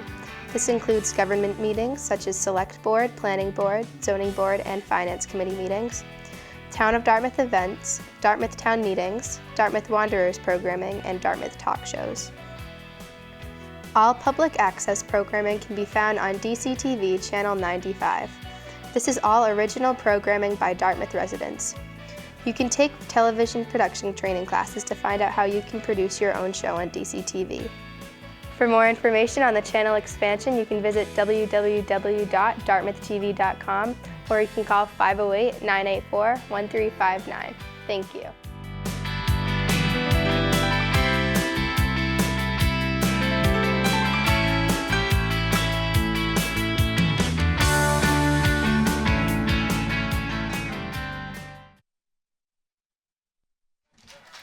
Second half action about to begin here at Dartmouth Memorial Stadium alongside Dylan Santos. I'm Paul Santos. Happy to be with you here on DCTV. After one half of play, Bridgewater Raynham leading the Dartmouth Indians by a score of 7-0. And what a great job on executing a long pass play against the Indians by Bridgewater Raynham. As you take a look here, they were pounding the ball, and all of a sudden, D'Amelia did this play-action play and then threw it out to Johnson over the middle, who was wide open. And don't get me wrong, he made a nice catch, too, over the shoulder, and then went into the end zone for the touchdown. The Indians got the ball back, got deep into enemy territory, and ended up kicking the ball back to Bridgewater Raynham. Bridgewater Raynham, due to a very nice punt by Matt Craig, had him pinned deep, and an opportunity here that went by the boards, unfortunately. As you see, Tisdale's going to come in right here, number 22, and it looks like the ref blew it down, forward progress, and then he kind of just ripped it out right after that as he was getting taken down. There were only a few seconds left on the clock, so Dartmouth would have maybe at time, as we talked about, they have to maybe get one play off or maybe kick a field goal and get some points on the board before halftime. But unfortunately, a big break there for Bridgewater Raynham as they kind of just ran out the clock after that and took the 7-0 lead into the half. So Bridgewater Raynham gets the first touch on offense in the second half. That could prove to be big if they're successful in moving the ball. So the Indians' defense is going to be called upon to have a big stop to start quarter number 3. Kyle Sequeira, the senior, getting ready to kick off from his own 40-yard line. Back deep, Cade McNaughton and Matt Reagan. And Matt Regan. Heading toward McNaughton at about the 3. Down to about the 17-yard line, about a 14-yard return, where Bridgewater Raynham takes over, 1st and 10. And Dartmouth's really done a good job all day of keeping Bridgewater Raynham, kind of pinning them down deep on kickoffs and on punts. But then Bridgewater seemed to go on these kind of long drives where they're keeping the ball out of the Dartmouth offense's hands, keeping the ball out of Chris Martin's hands, keeping the ball out of Matt Craig's hands, they're keeping the ball out of Tisdale's hands, all these studs for Dartmouth. So not only are they eating clock with the lead that they have, but they're also keeping the ball out of Dartmouth hands. 1st and 10, Bridgewater Raynham from their own 18-yard line. Senior quarterback Steve D'Amelia. Reagan in motion. Inside handoff to the fullback. Has minimal gain that time. Digs up from underneath. That was Bryce Shaw, the ball carrier. 6 foot, 185-pound sophomore. Jack Sullivan making the stop for Dartmouth. Brendan Foley. And as we talked about, obviously a big drive here. If Bridgewater Raynham, eats up most of this third quarter and goes down, and now they take a 2-touchdown lead, it's going to be very, tough for Dartmouth to come back from that deficit here late in the game. 2nd down and about 6 from the 21. Noel Jr. He gets tripped up from behind. And you it's see like Sean Smilak, the inside linebacker that time on the stop. You see them continue to grind the ball, and they can do it in a number of ways. They can do it with Shaw, the big fullback. They can do it with Knowles Jr., as you see here. He's slippery, kind of cutting through the defensive line there. So, a number of ways that they can grind it out, but then they can also throw it to Kyle Johnson, who, we saw them do in the first half over the middle there. So there's a number of things they can do. They can mix it up on offense. They can keep, the defense kind of surprised and communicating back there on defense. So, it's tough Bridgewater Raynham offense to keep control of. Pass that time incomplete. It was intended for Matt Reagan. It was thrown behind him by quarterback D'Amelia. So a big stop there by the Indians. It's 4th down, and Bridgewater Raynham will have to punt.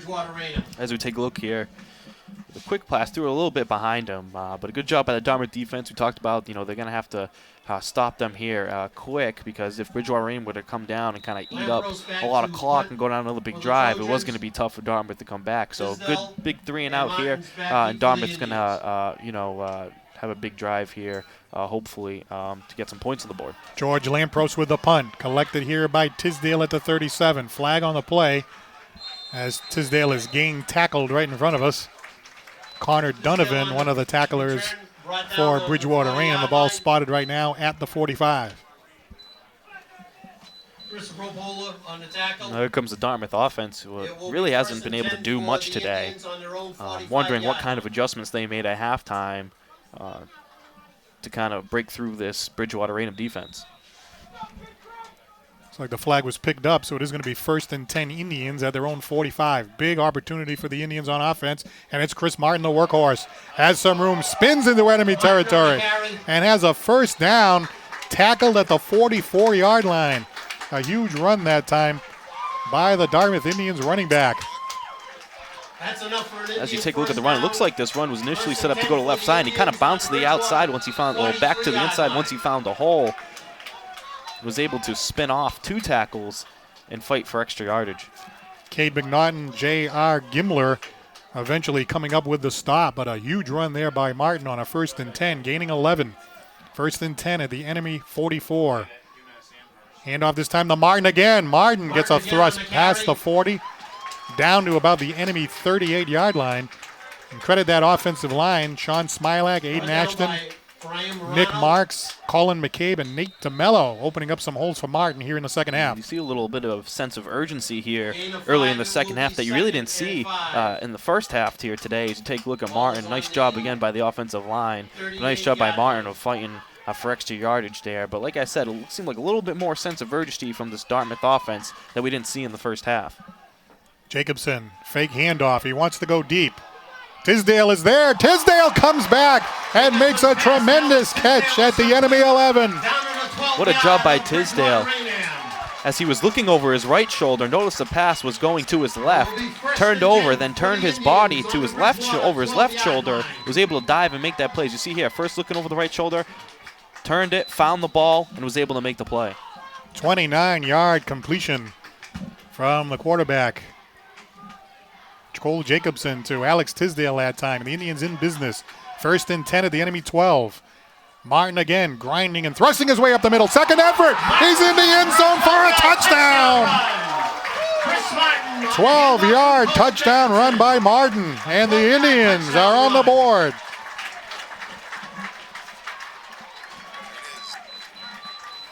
Chris Martin, who else? Give him the ball up the middle. Breaks 1 tackle, breaks 2 tackles, breaks 3 tackles, and then gets into the end zone before the last guy could get a hold of him. Nice job there by Chris Martin, putting his head down, trucking through that Bridgewater Raynham defense to get into the end zone. Kyle Sequeira attempting the extra point. Matt Craig has to pick up the ball. The ball is fumbled, and it's collected here by Bridgewater Raynham. That's Cade McNaughton. McNaughton is going to turn that into a 2-point play the other way. Unfortunate turn of events there for the Indians. That's a 2-point play there for Bridgewater Raynham. Bridgewater Raynham Trojans. That'll make it 9-6. That's a tough break for Dartmouth after they get all the momentum. 43 seconds to go in the And third it looked quarter. like It is on the Bridgewater snap, 9, Dartmouth 6. Craig fumbled it, so he decided instead of to place it and have him try to kick it to try to take it off and then try to take off with it. And then he was brought down and then fumbled it. And Bridgewater Raynham took it the distance for the 2 points. So that play is worth 2 points. The Indians, had they got into the end zone, of course, would have been a 2-point conversion. They were going for the kick originally. But the rule book says that if the other team ends up with the ball and they run it back, it's worth 2. So you have this kind of an awkward result after a beautiful drive put together by the Indians. A 29-yard pass from the quarterback to Tisdale, Cole Jacobson to Tisdale, and then the 12-yard touchdown run by Chris Martin. And almost feels like a little bit of a momentum killer there in a way. I mean, obviously the Indians are on the board. They're back within 3 now, but that one kind of hurt a little bit. Yeah, and you look back at the first half, Dartmouth hasn't really been able to move the ball much. They come out with that kind of sense of urgency that we talked about here, in the second half, and then, was able to get to have a nice drive. Now they seem to get the momentum on their side, and then unfortunately, when they go for the extra point, Craig fumbles it, and they go back, and now the momentum kind of turns the other way as Bridgewater Raynham gets the ball back here. And talking about now this is a big drive right here as well. We're almost halfway through the third quarter here. Dartmouth can stop them, that'd be huge. But if Bridgewater Raynham goes up by 2 scores, that's going to be tough to come back from. Kyle Sequeira doing an outstanding job kicking extra points all year. Of course, that was a fumbled snap, so Craig had to pick it up and try to do something with it. And we talk about Kyle Sequeira playing soccer until this year, goes out for football, filling the opening as the Indians did not have a kicker, and this time kicking it out of the end zone on the kickoff. He's done that a number of times this year. You see that in the NFL all the time now. As the inside handoff, late flag. Jack Sullivan looks like he's very upset there as he's jarring with one of the Bridgewater Raynham defenders. Looks like Kyle Johnson, who had the touchdown there in the first half, kind of threw him down after the play for a little something extra. And there was a flag on the play. Offsetting penalties. Offsetting penalties. Coach White not happy about it.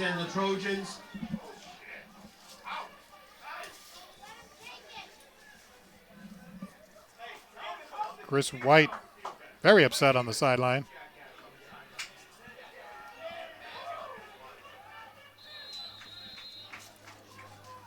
So we will replay the down with the offsetting penalties. 1st and 10. And after the Dartmouth player got thrown down, didn't look like he retaliated much. Kind of just walked away, which you want your player to do. So if they got him for that and then decide to offset it, that's really unfortunate. D'Amelia wants to throw, has a man. It's Regan. Regan catches it at the 50. Regan being chased by Tisdale. Tisdale knocks him down at the enemy 20-yard line. That's a gain of 60 yards through the air for Bridgewater Raynham.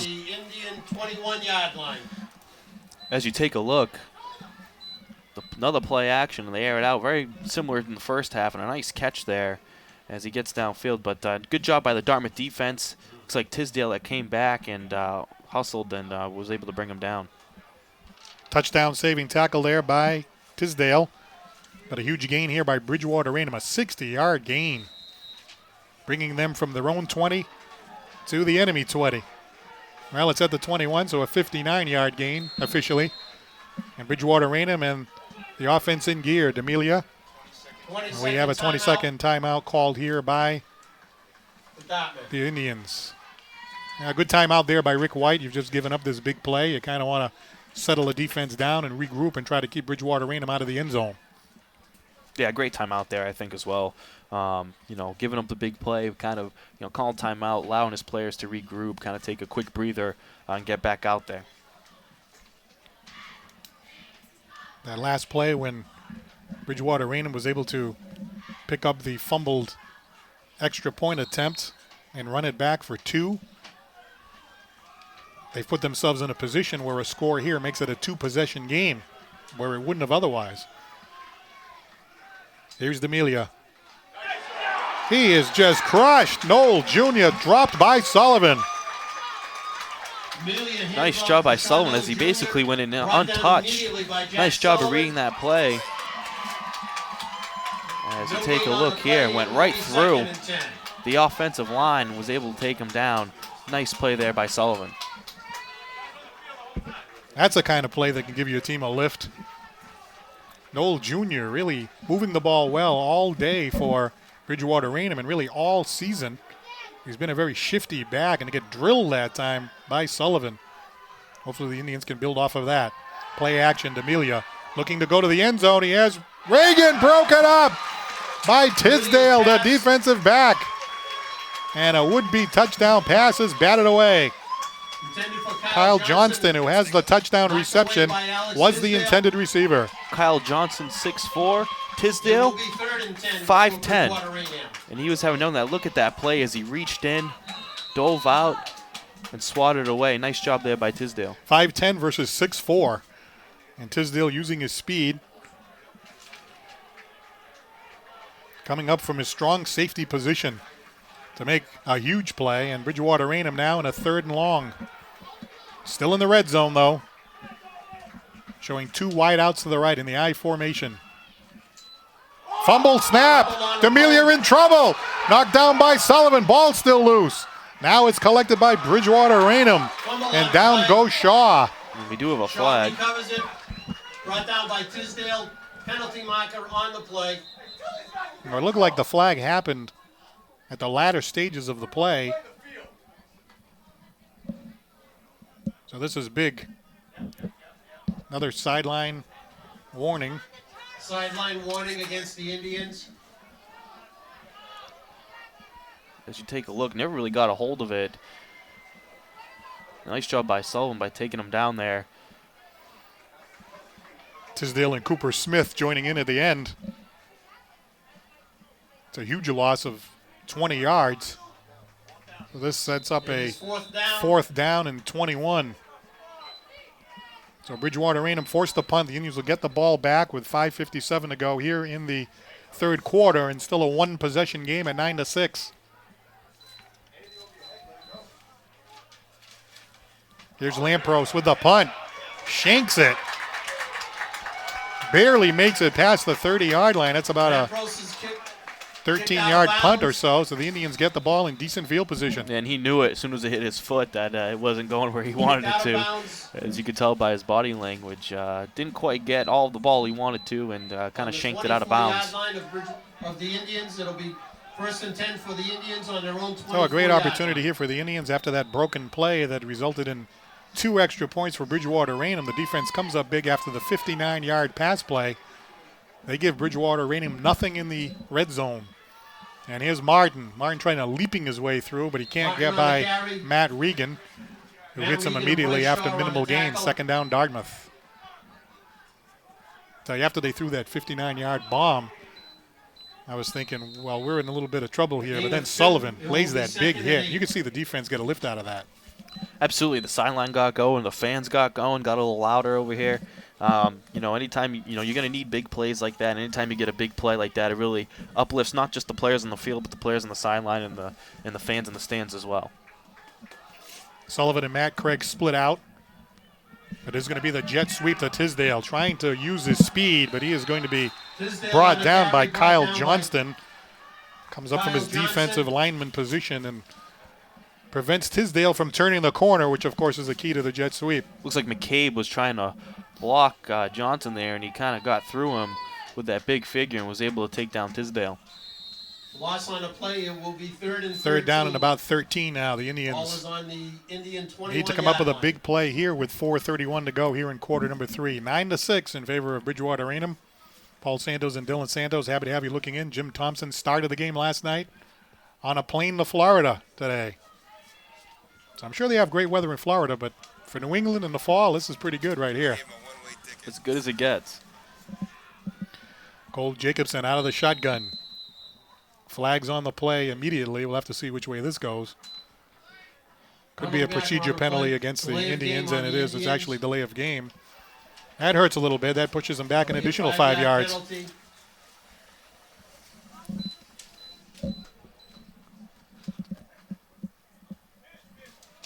There's the referee, Mr. Tom Azevedo, calling the shots out there. It'll be 3rd and 18 for the Indians. Indians did a big play. Obviously, they can try to get the ball out to Matt Craig. They can try to spring Martin somewhere. Number of things that you can do. Jacobson looking to pass.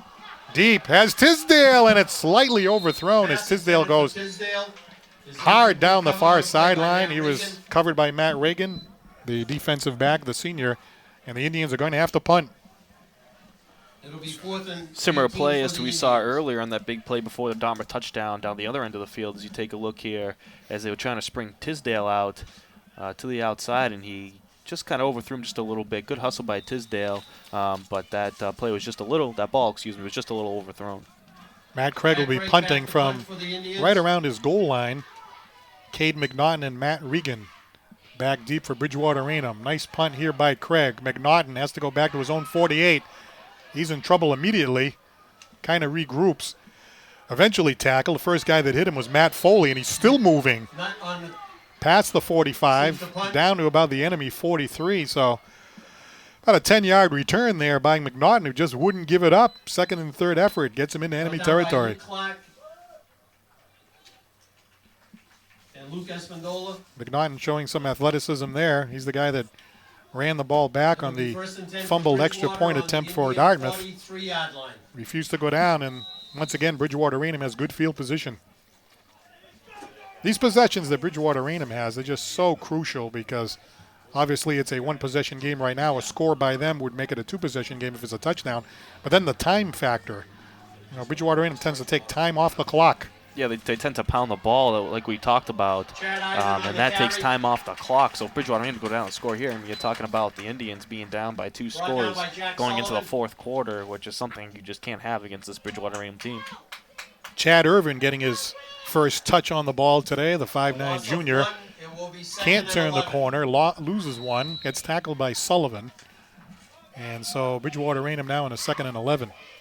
Kind of a surprise there. I think that you get the ball back into the hands of Sean Knoll Jr. or maybe get the ball into the hands of Kyle Johnston.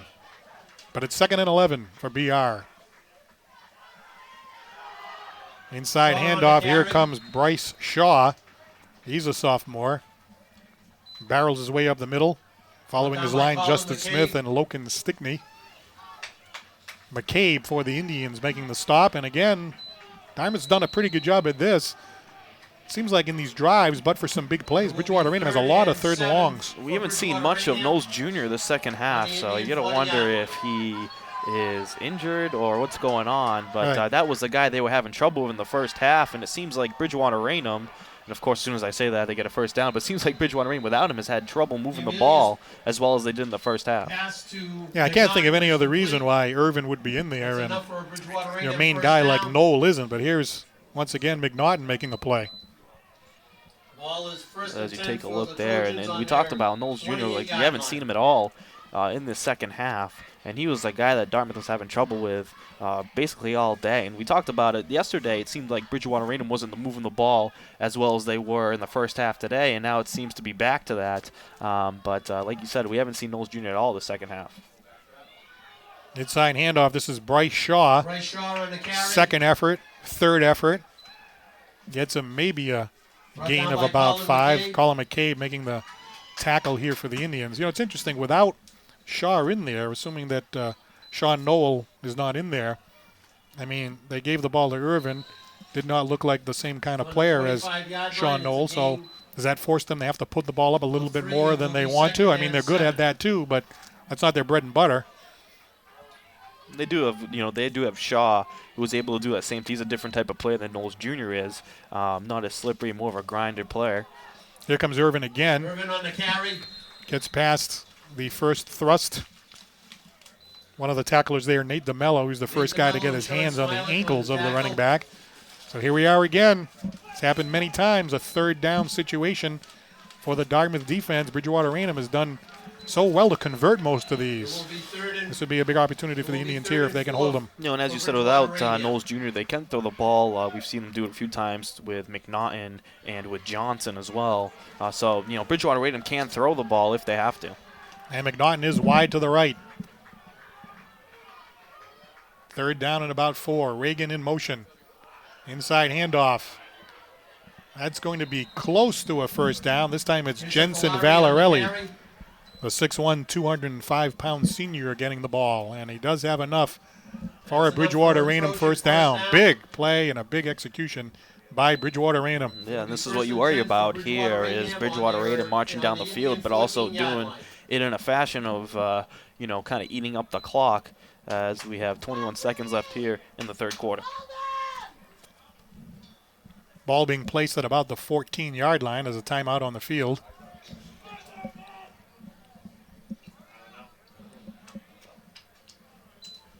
So we got to look at Dan Buron, a very experienced head coach over there at Bridgewater Raynham. Looks like they're going to run out the quarter here. And, of course, Rick White on this side. And because the timeout was taken, the clock is going to wind down. That's what ended up happening. So at the end of 3 quarters, it's 9-6. Bridgewater Raynham over the Dartmouth Indians. A couple of scores on the day. A 31-yard touchdown pass from Bridgewater Raynham quarterback Steve D'Amelia to Kyle Johnson. An extra point kick by George Lampros for a 7-0 lead. The Indians come back. They got a 12-yard touchdown run by Chris Martin. It was set up by a beautiful 29-yard pass to Alex Tisdale from Jacobson. But on the extra point, the snap fumbled. Matt Craig tried to pick it up and do something with it. He then fumbles it. Cade McNaughton runs it back for 2 more points. That really seems like big play right now, that 2 extra points that Bridgewater Raynham got 9-6. And the Indians, of course, trying to keep Bridgewater Raynham from making it a 2-possession game.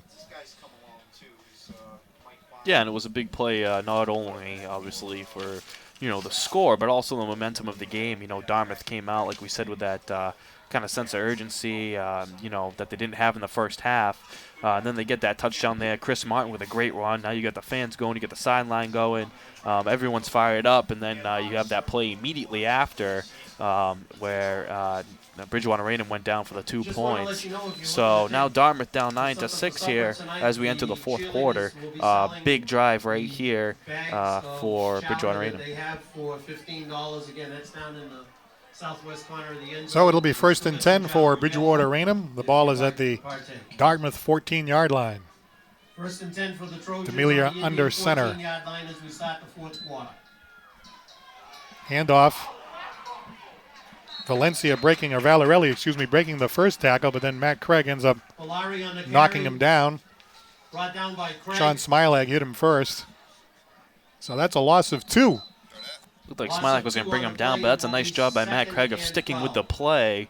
Casey got away and taking him down. Defense needs a big play here as the clock is rolling here in the fourth quarter. Right now, a one-possession game. Indians hoping to keep it that way. Again, we haven't seen Sean Knoll Jr. back in there. Here's D'Amelia. Little misdirection fumble. And the Indians have recovered. D'Amelia fumbles on the play. Recovered by Luke Espinola, number 25. And the Indians have the ball back. For the Indians on their own 11-yard line. As you take a look, nice job there. Looks like he kind of just fumbled it. He was getting tackled at his feet, and it kind of looked like he just kind of lost control of the ball. As big play there for Dartmouth as they get the ball back here at the beginning of the fourth quarter. 1st and 10 for First and 10, the ball is about the 11-yard line, so a lot of real estate to cover, but the Indians have the ball back, and they've kept Bridgewater Raynham off the board. Still a one-possession game. Here's Jacobson to Martin. Martin follows over the left side of his offensive line. Eventually tackled by number 8, Brian Moreno. We'll give him about 8 on that. He had a pretty good hold there. Give credit to this offensive line who has really grinded it out with the Bridgewater Raynham defense and allowed Martin to kind of open it up for him here in the second half. Sean Smilak, Aiden Ashton, Nick Marks. The 3 in the middle of that line.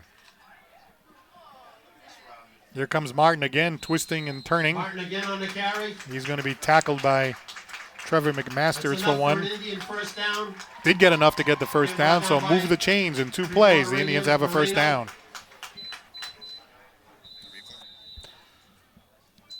As you take a look here at the run, number 73, Nick Marks, has really done a great job all day. He's kind of been all over the place out there for the Dartmouth the offensive line. He's really done a great job all day of making those blocks and really opening it up for Martin. 1st and 10 at the 22-yard line for the Indians. Jacobson pitches it back to Martin. Martin twisting and turning.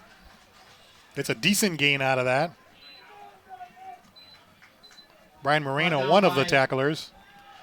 Martin, as you know, not the biggest guy around, but when someone is wrapping it up, he refuses to go down as he continues to move his feet whenever he has guys wrapped around him, and that's why you see him breaking tackles. He just refuses to go down and give that little something extra to continue moving his feet.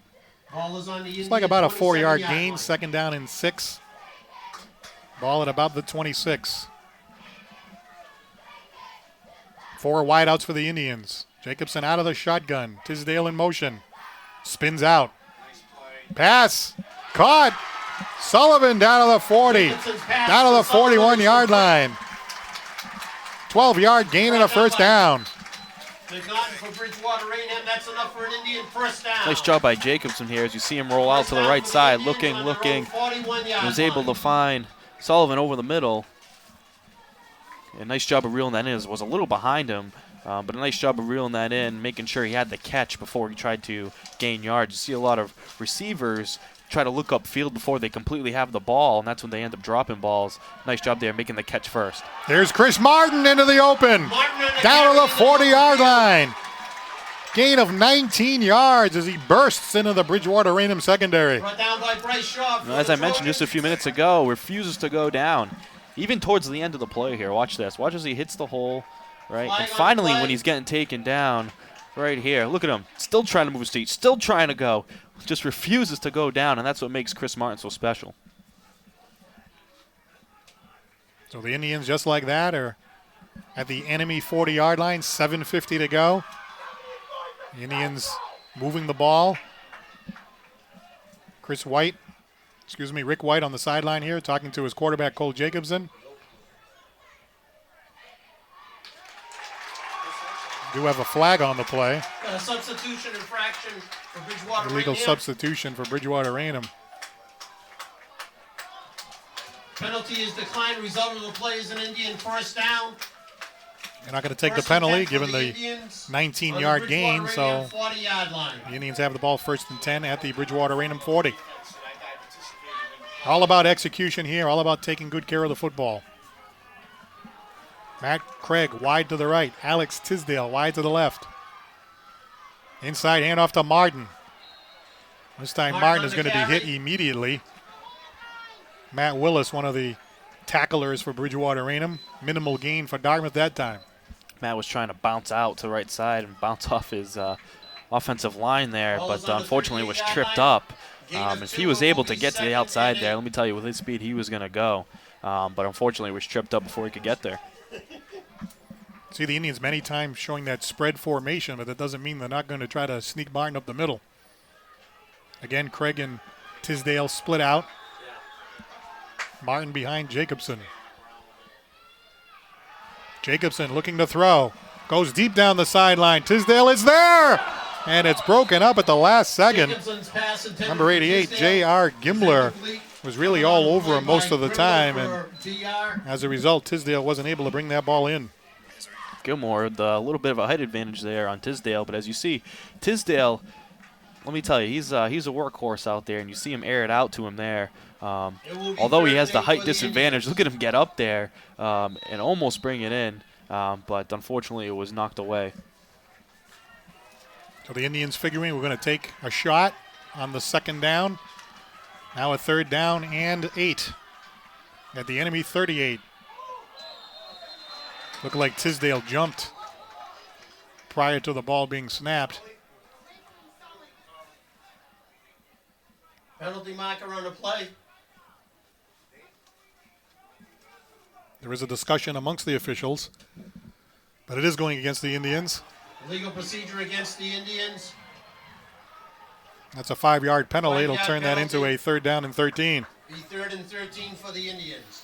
Makes the decision and the play that's going to be called just a little bit more Ball difficult. is on their own 43-yard That was tough to line. tell who jumped there, I thought, but a lot of the Dartmouth fans disagreeing with that call, but it did look like Tisdale kind of jumped a little early to me, as you pointed out. 3rd and 13 at the Bridgewater Raynham 43.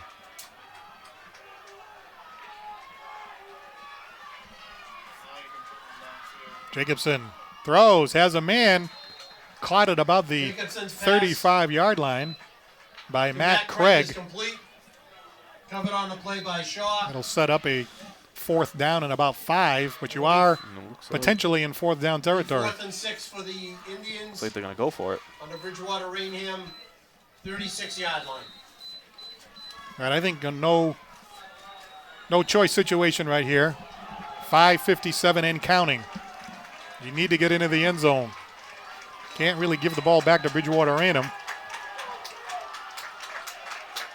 Biggest play of the game right here. 3 wideouts. Tisdale in motion. Tisdale's going to throw on the halfback option. He has Craig. Incomplete, but there's a flag against Bridgewater Raynham. It could be a defensive penalty for pass interference. Penalty marker on the play.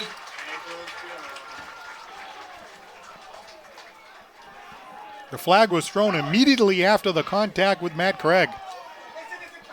And now they're saying that it may not have been a catchable ball. Let's take a look. And Coach Rick White is not happy. As he is like halfway out on the field here. As you take a look, Tisdale throwing it up. Looks like a catchable ball to me. What do you think? How can that not be a Trying not to catchable be ball? biased, but it looks like a catchable ball to me. It looks like he even got a hand on it. Alex Batista was all over And Craig, hit him, and Craig's arms were up in the air trying to get the ball.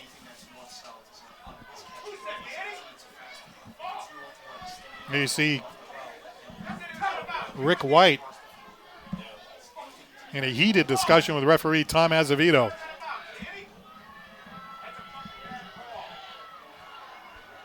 The back judge right on top of it, throwing the flag, standing right there upon contact. And then after a consultation amongst the officials, the decision being made that the ball was not catchable. But we saw the replay. Maybe we can get a look at it again. I mean, Matt Craig was being mauled by the defensive back. He had his hands practically on the football. And now you got to put it behind you and play some defense here as we take a look one more time. And it looked like originally to see Tisdale air it up there. And does he get a hand on it? Yeah, he gets a hand on it.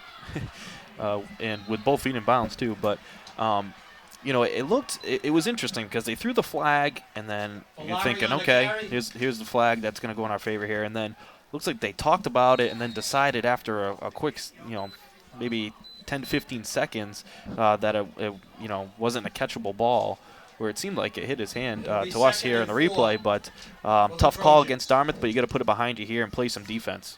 Jensen Valarelli carrying the ball for a 6-yard gain on the first play from scrimmage. Now again we have flags down on the play. Penalty marker on the play. Flags all over the place.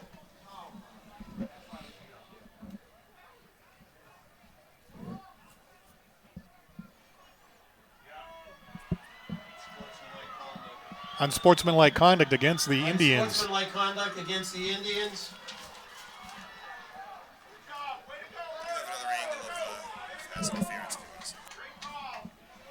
Taking a look at the controversial call, which was originally pass interference against Bridgewater Raynham, and the issue about the catchable ball.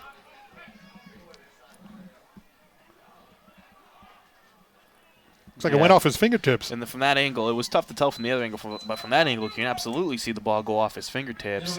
And you can see Matt Craig clapping as he, you know, could tell that was clearly pass interference. But then after, as you know, a couple of talks there between the refs, they were able to, well, they decided that it was not a catchable ball.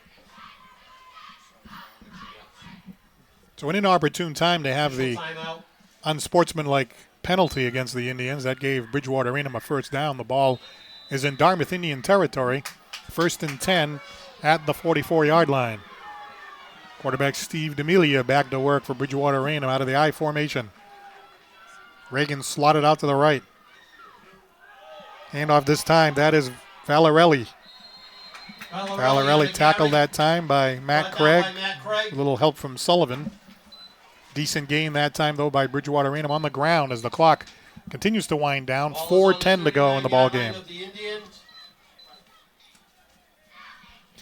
As you know, pass interference, kind of tough call at every level, as you see here, not just in the NFL, but right here at high school ball.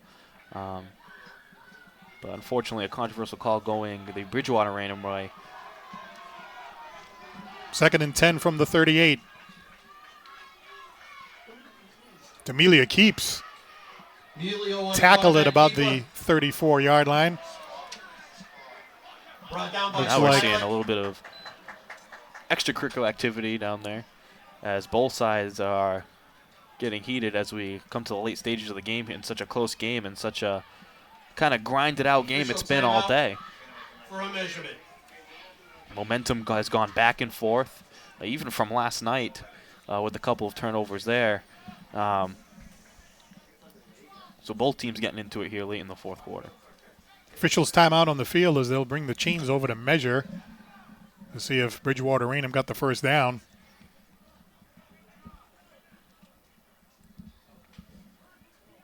Nope. Looks like they're just short. Certainly a good thing on one hand, but so close that, you know, if they get the first down, they get a fresh set Bridgewater And is. with the clock not in Dartmouth's favor here either late in the fourth quarter. It will be third down and yes, less than a yard for Bridgewater Raynham. Indians need a big stop.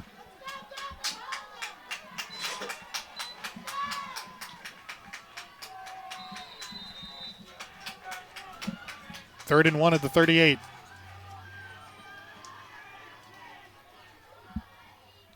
Indians expecting something quick on the inside.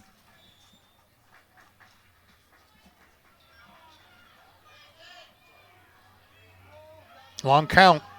D'Amelia gets the first down. Matt Craig has to pull him down along with Tisdale.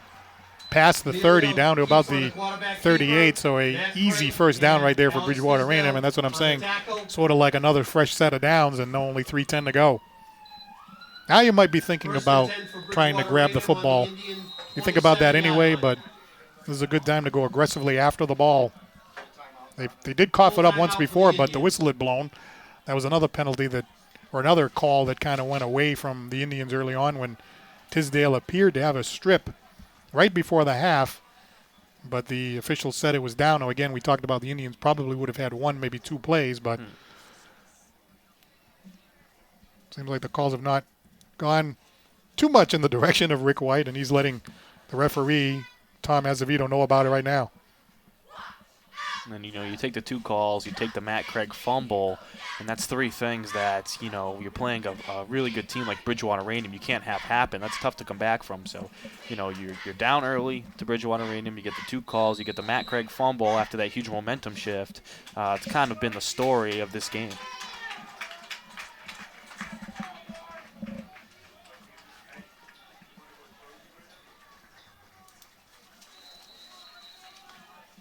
So the Indians needing a big defensive stand here. Indian timeout situation. Just want to check over here. They have two left. A 22nd and a full. So that's going to be big down the stretch. First and 10 for Bridgewater and D'Amelia. Matt Reagan in motion. Hand off to Valarelli. Valarelli on the carry. Trying to get past the corner. Tackle that time by Brendan Foley, the inside linebacker. Nice hustle as he was, able to stay with him, not allow him to get to the outside, and break for that first down. But a nice job there by Foley to stay with him and use his speed to make his tackle. Well, the Indians have three timeouts, actually. We corrected that. 2 full and 1 20.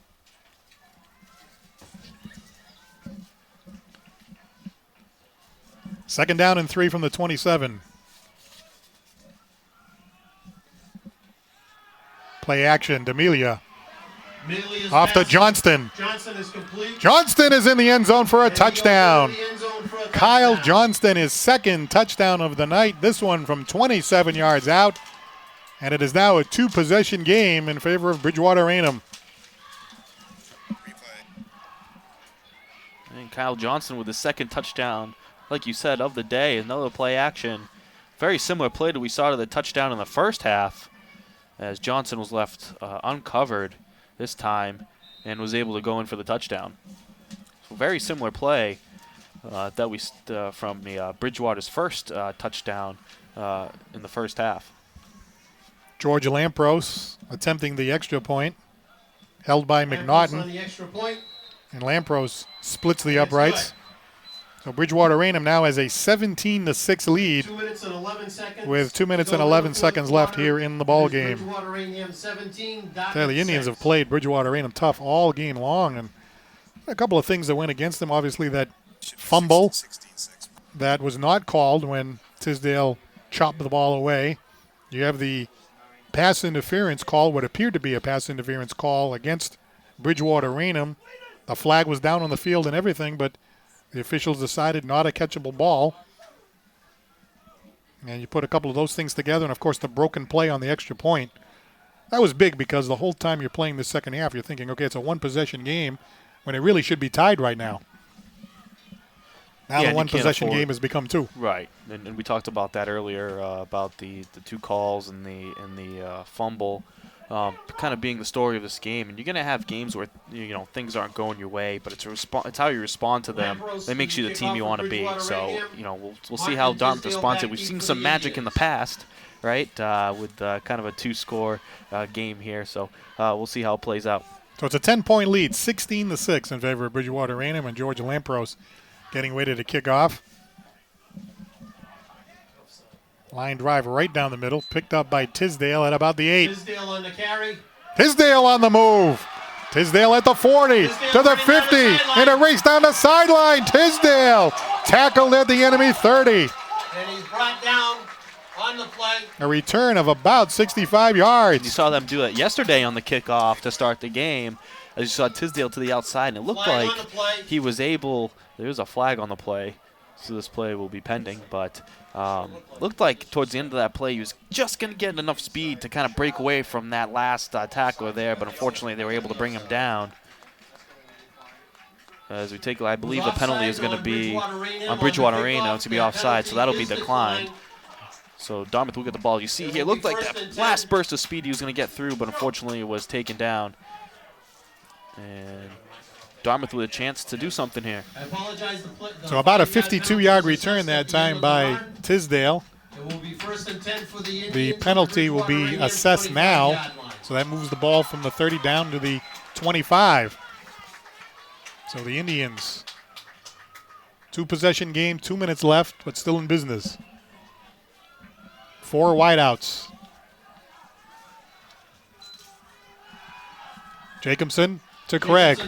Craig To Matt Craig. tackled at about the 18-yard line. Brought down by Alex Batista making the stop for Bridgewater Raynham. Gain of about 7 or so as they're marking the ball now. Timeout, Dartmouth. Indians take one of their 3 timeouts left. So they now have 2 left, 1 full and 1 20-second timeout.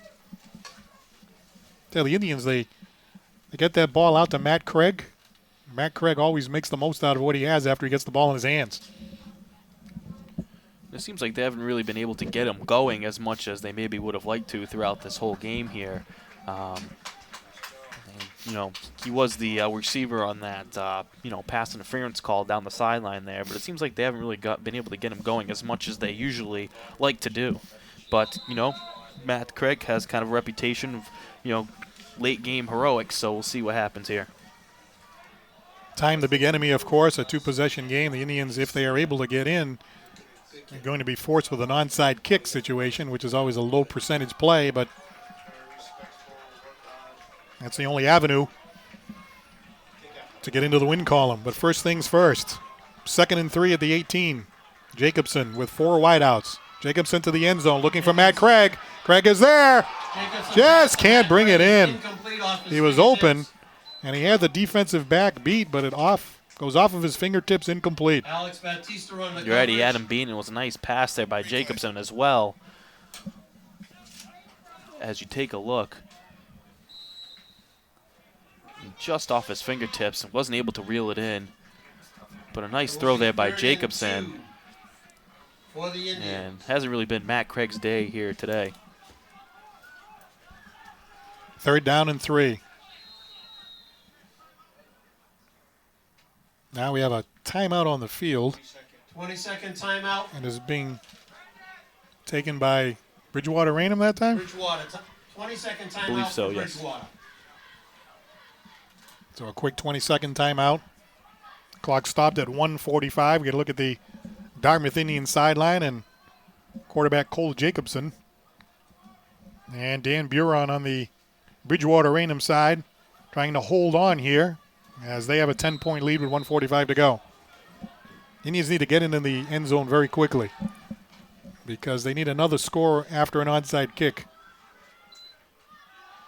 Jacobson gets it to Martin. Martin springs it down the sideline. Hands off to Chris Martin down to about the 9. The Indians are going to have to call a timeout He's inside.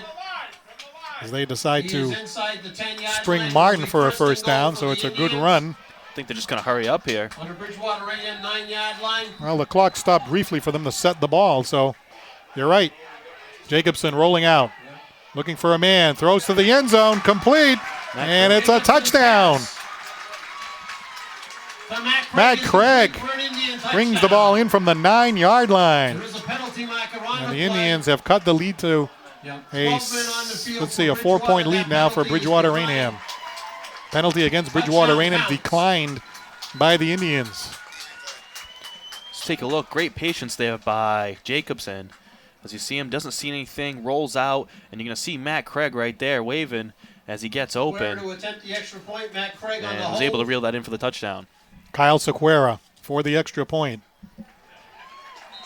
And the lead has And now the kick been is cut to good. 16-13 with With a 1:26 minute on the 26 clock. seconds to go in the fourth quarter. It is Bridgewater Raynham. And that's a big extra 16, point there as 13. Dartmouth now only down by a field goal. As you imagine, they will try an onside kick here.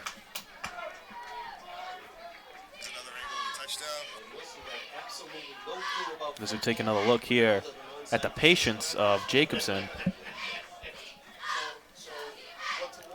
Doesn't see anything, rolls out, and you can see Craig over there in the middle of your screen kind of waving to get Jacobson attention, signaling that he's open, and a nice job by Jacobson to fire that in for the touchdown. Great awareness there by Jacobson. Started in the pocket, didn't see anything, rolled out, bought himself some extra time, and was able to find Craig over the middle. So here we go. The Indians need to recover this onside kick. Sequeira to kick off for the Indians. Kyle Sequeira Alex Smith back deep. getting ready to do it. Here it comes. It's bouncing around. It looks like number 11 fell on the ball. It's Caden McNaughton, but then it went out of bounds. Tell you, they got it by the first Bridgewater Raynham player, and the ball was bouncing a little bit longer than Bridgewater Raynham would have liked. As you can see here, nice job of kind of hitting it just top over end, and once you saw it kind of bouncing, you know, that's exactly what you want to see on a play like that. But unfortunately, it went out of bounds, and Bridgewater Raynham will get the ball. So the Indians only have 2 timeouts. So time is going to wind down quickly after they take the 2 timeouts. Penalty is waved off. Another long discussion here amongst the officials.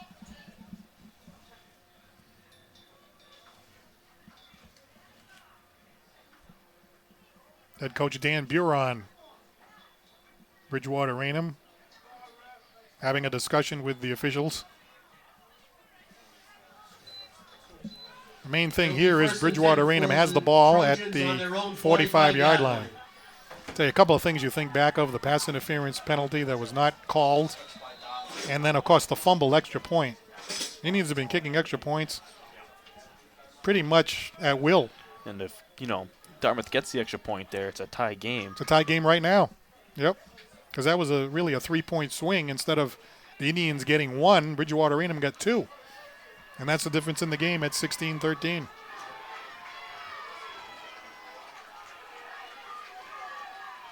Indians charging in. Valarelli to the 50. They're trying to push him out of bounds. They do. That saves the timeout. Now there's another flag on the play. Clock's continuing to run. Early knocked out of bounds. Penalty marker on the play. Now Could it's be stopped at against Dartmouth. 113. Looks like the little extra shove out of bounds there is going to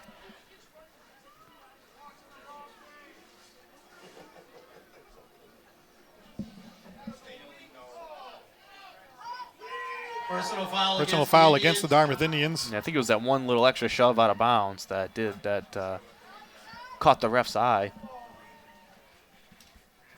The Indians, of course, really up against it here, but, you force them out of bounds. You didn't have to take the timeout. So, in theory, that might have helped you in terms of getting the ball back. If you had time to get the ball back, maybe you could run a play or two, but even then you'd be so far into your own territory that it'd still be a tough situation. But now we're at 113, 1st and 10, and Bridgewater Raynham looking to run the clock out as Chris White. Rick White. I keep calling him Chris White, but he's Rick White. That's because we know this guy, Chris White. He's probably watching right now and laughing. Who I coached with and against for so long. So that's a little Freudian slip. But there's Rick there. He's been here since 2004. And he's led the Dartmouth Indians to 2 Super Bowls. Of course, that great team in, I believe, 2007. And then, of course, last year, Coach of the Year, winning the Super Bowl. I'll tell you, last year's Super Bowl team, they were not able to defeat Bridgewater Raynham, but this game was a lot closer than last year's game. So, the Indians are getting into the playoffs. They're in Division III. I mean, I like their chances again this year with a lot of the returning players from last year. Dartmouth is, like you said, right there once again. And, if Dartmouth were to go on and lose this game, there is a lot to take away from this game. Dartmouth has been right there with Bridgewater Raynham throughout the whole game. Really could have gone either way if you really think about it. Dartmouth has really done a good job here today. That's Jensen Valarelli on the carry, down past the 30 to the 29-yard line. Smilac and Tisdale. Dartmouth Indians are going to take a timeout 20-second with timeout for the 1:04 on the Indians. clock. 2nd and 10. Coming into the game, Bridgewater Raynham, one of the things that I know the coaching staff had talked about before, big, strong on the line, but they didn't dominate the Indians on the line, I didn't think. For the Trojans on the Indians, I don't think so either. I think 29 Dartmouth, yard line. had done a good job all day. Really started off as a real defensive game if you think about it, before it kind of opened up here in the second half. But I think it's been pretty evenly matched as far as offensive line, defensive line go. Here's D'Amelia with the inside handoff to Bryce Shaw. Amelia handed Just to content Shaw. to grind it on the Penalty inside. marker on the play. We do have Holding another flag preliminary down. call against the Trojans. Brendan Foley making the stop. Holding penalty against Bridgewater Raynham.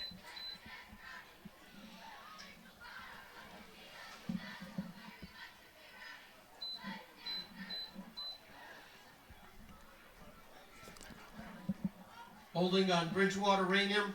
I believe the Indians down to one last timeout.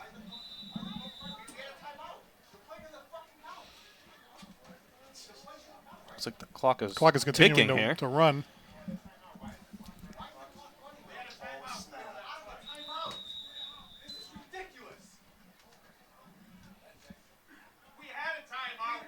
Seems to be a disagreement on the field about what happened there. I thought I saw the Indians take the timeout.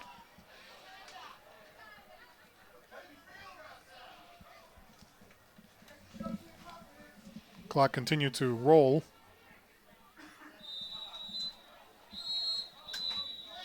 Still going. They've just given the signal to now the Indians are taking the timeout. But it seemed to me, I thought the Indians took it before. Maybe they didn't. Well, there was a flag, and I thought they took it after. It's a full timeout for the Indians. No more timeouts now for the Indians. That's the last one. So now with a second down situation, the Trojans should be able to run the clock out here on the Indians. That is the last timeout for the Indians. Certainly been an entertaining game to watch, a game that the Indians, really could have won. A couple of things did not go their way, really hurt them. And that was the difference in the ballgame. Certainly the fumbled snap on the extra point, which took a point away from the Indians and gave 2 to the opposition, a 3-point swing. And a couple of calls. I know we're calling the game from the Dartmouth point of view, so we recognize that, but it did seem like a couple of things that could have gone their way didn't go their way. And you combine that with the inopportune fumble on the extra point, and that's really been the difference in the game here today. 16-13, a 3-point game. So now D'Amelia will get ready to kneel on the ball.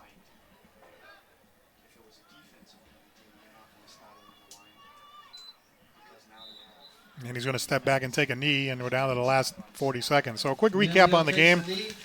The Bridgewater Raynham Trojans getting a score in the first half on a 30-yard touchdown pass from Steve D'Amelia to Kyle Johnston. The extra point by George Lampos and a 7-0 lead. In the second half, the Indians got back in the game, a 12-yard touchdown run by Chris Martin. But then on the extra point, the ball fumbled. Cade McNaughton picks it up and runs it back the other way, giving Bridgewater Raynham 2, and they had a 9-6 lead. And there was another touchdown pass from Steve D'Amelia to Kyle Johnson, a 27-yard pass for a 16-7 lead. Indians come back. They get a 52-yard run by Tisdale. It sets up a 9-yard touchdown pass to Matt Craig. The extra point by Sequeira. The Indians got it back to 3. But that's as close as they could get. Time runs out. The final score 16-13. As we said, that fumble, a couple calls didn't go their way. Too bad because, the Indians really deserve to win, I think. Yeah, absolutely. I mean, I think the game could have really gone either way. You talk about the 2 calls, the fumble, in any game, especially against Bridgewater Raynham, that's tough. And then you take a look at this one as well at the end of the first half there with Tisdale just rips out the ball. Dartmouth could have gotten a field goal right there as well at the end of the half. Then you take a look at the pass interference call that then got waved off because it was what seemed to be what they said not a catchable ball, which really could have gone either way. But, it's tough one for Dartmouth, but it's how you respond to games like this that makes you the team you want to be. Indians have a couple of road games on the schedule. They'll be at New Bedford High School after this game. They'll then be at Barnstable for the second of the Old Colony League game, and then we expect the Indians to be in the playoffs. They're actually in second place in the Division III Southeast standings going into today's game. Obviously, this loss will drop them down a little bit, but given the fact that 8 teams out of 12 make the playoffs, and there are teams at the bottom of the standings there that are winless, the Indians are still in good shape for the playoffs. So hopefully the Indians can learn from this experience. And again, we've talked about it before. We've talked about, of course, in hockey, which you played, and some of the other sports. This is a Division I opponent that you almost beat. And then when you go into the playoffs, you're in Division III. I mean, obviously, this is a great opponent. This is an opponent that plays tough competition. If you can play with these guys, you're going to be able to handle most teams at the Division III level in the postseason. I think if you're Coach Rick White right now, it's fresh off the game, so you're probably a little upset about, a couple of the calls and stuff because it's so fresh. But later on tonight when he's thinking back on it, he's probably going to think that he got a good effort from his team here. This game could have been won. It could have gone either way. They were right there with a Division I opponent, like you said, so they got to feel real good about any team that they're going to play that's Division III. He really got a good effort from his team today. When things weren't going their way, they continued to strap up that helmet, get back in there, and continue. And I think there's a lot to take away from this game, even though it didn't go their way at the end. Absolutely in agreement. And we'd like to take the opportunity to thank Dylan Santos for pinch hitting at the very last minute. We had that rain and lightning last night. I know I got some big shoes, to fill here. So, Me too. Jim Thompson off in Florida, and we thank DCTV for allowing us the opportunity to do this game today. So the final score again is Bridgewater Raynham 16 and Dartmouth 13. For my partner Dylan Santos and for all of us here at DCTV, I'm Paul Santos. Thank you for watching, and we'll see you next time for Dartmouth High School football here on DCTV. Good night.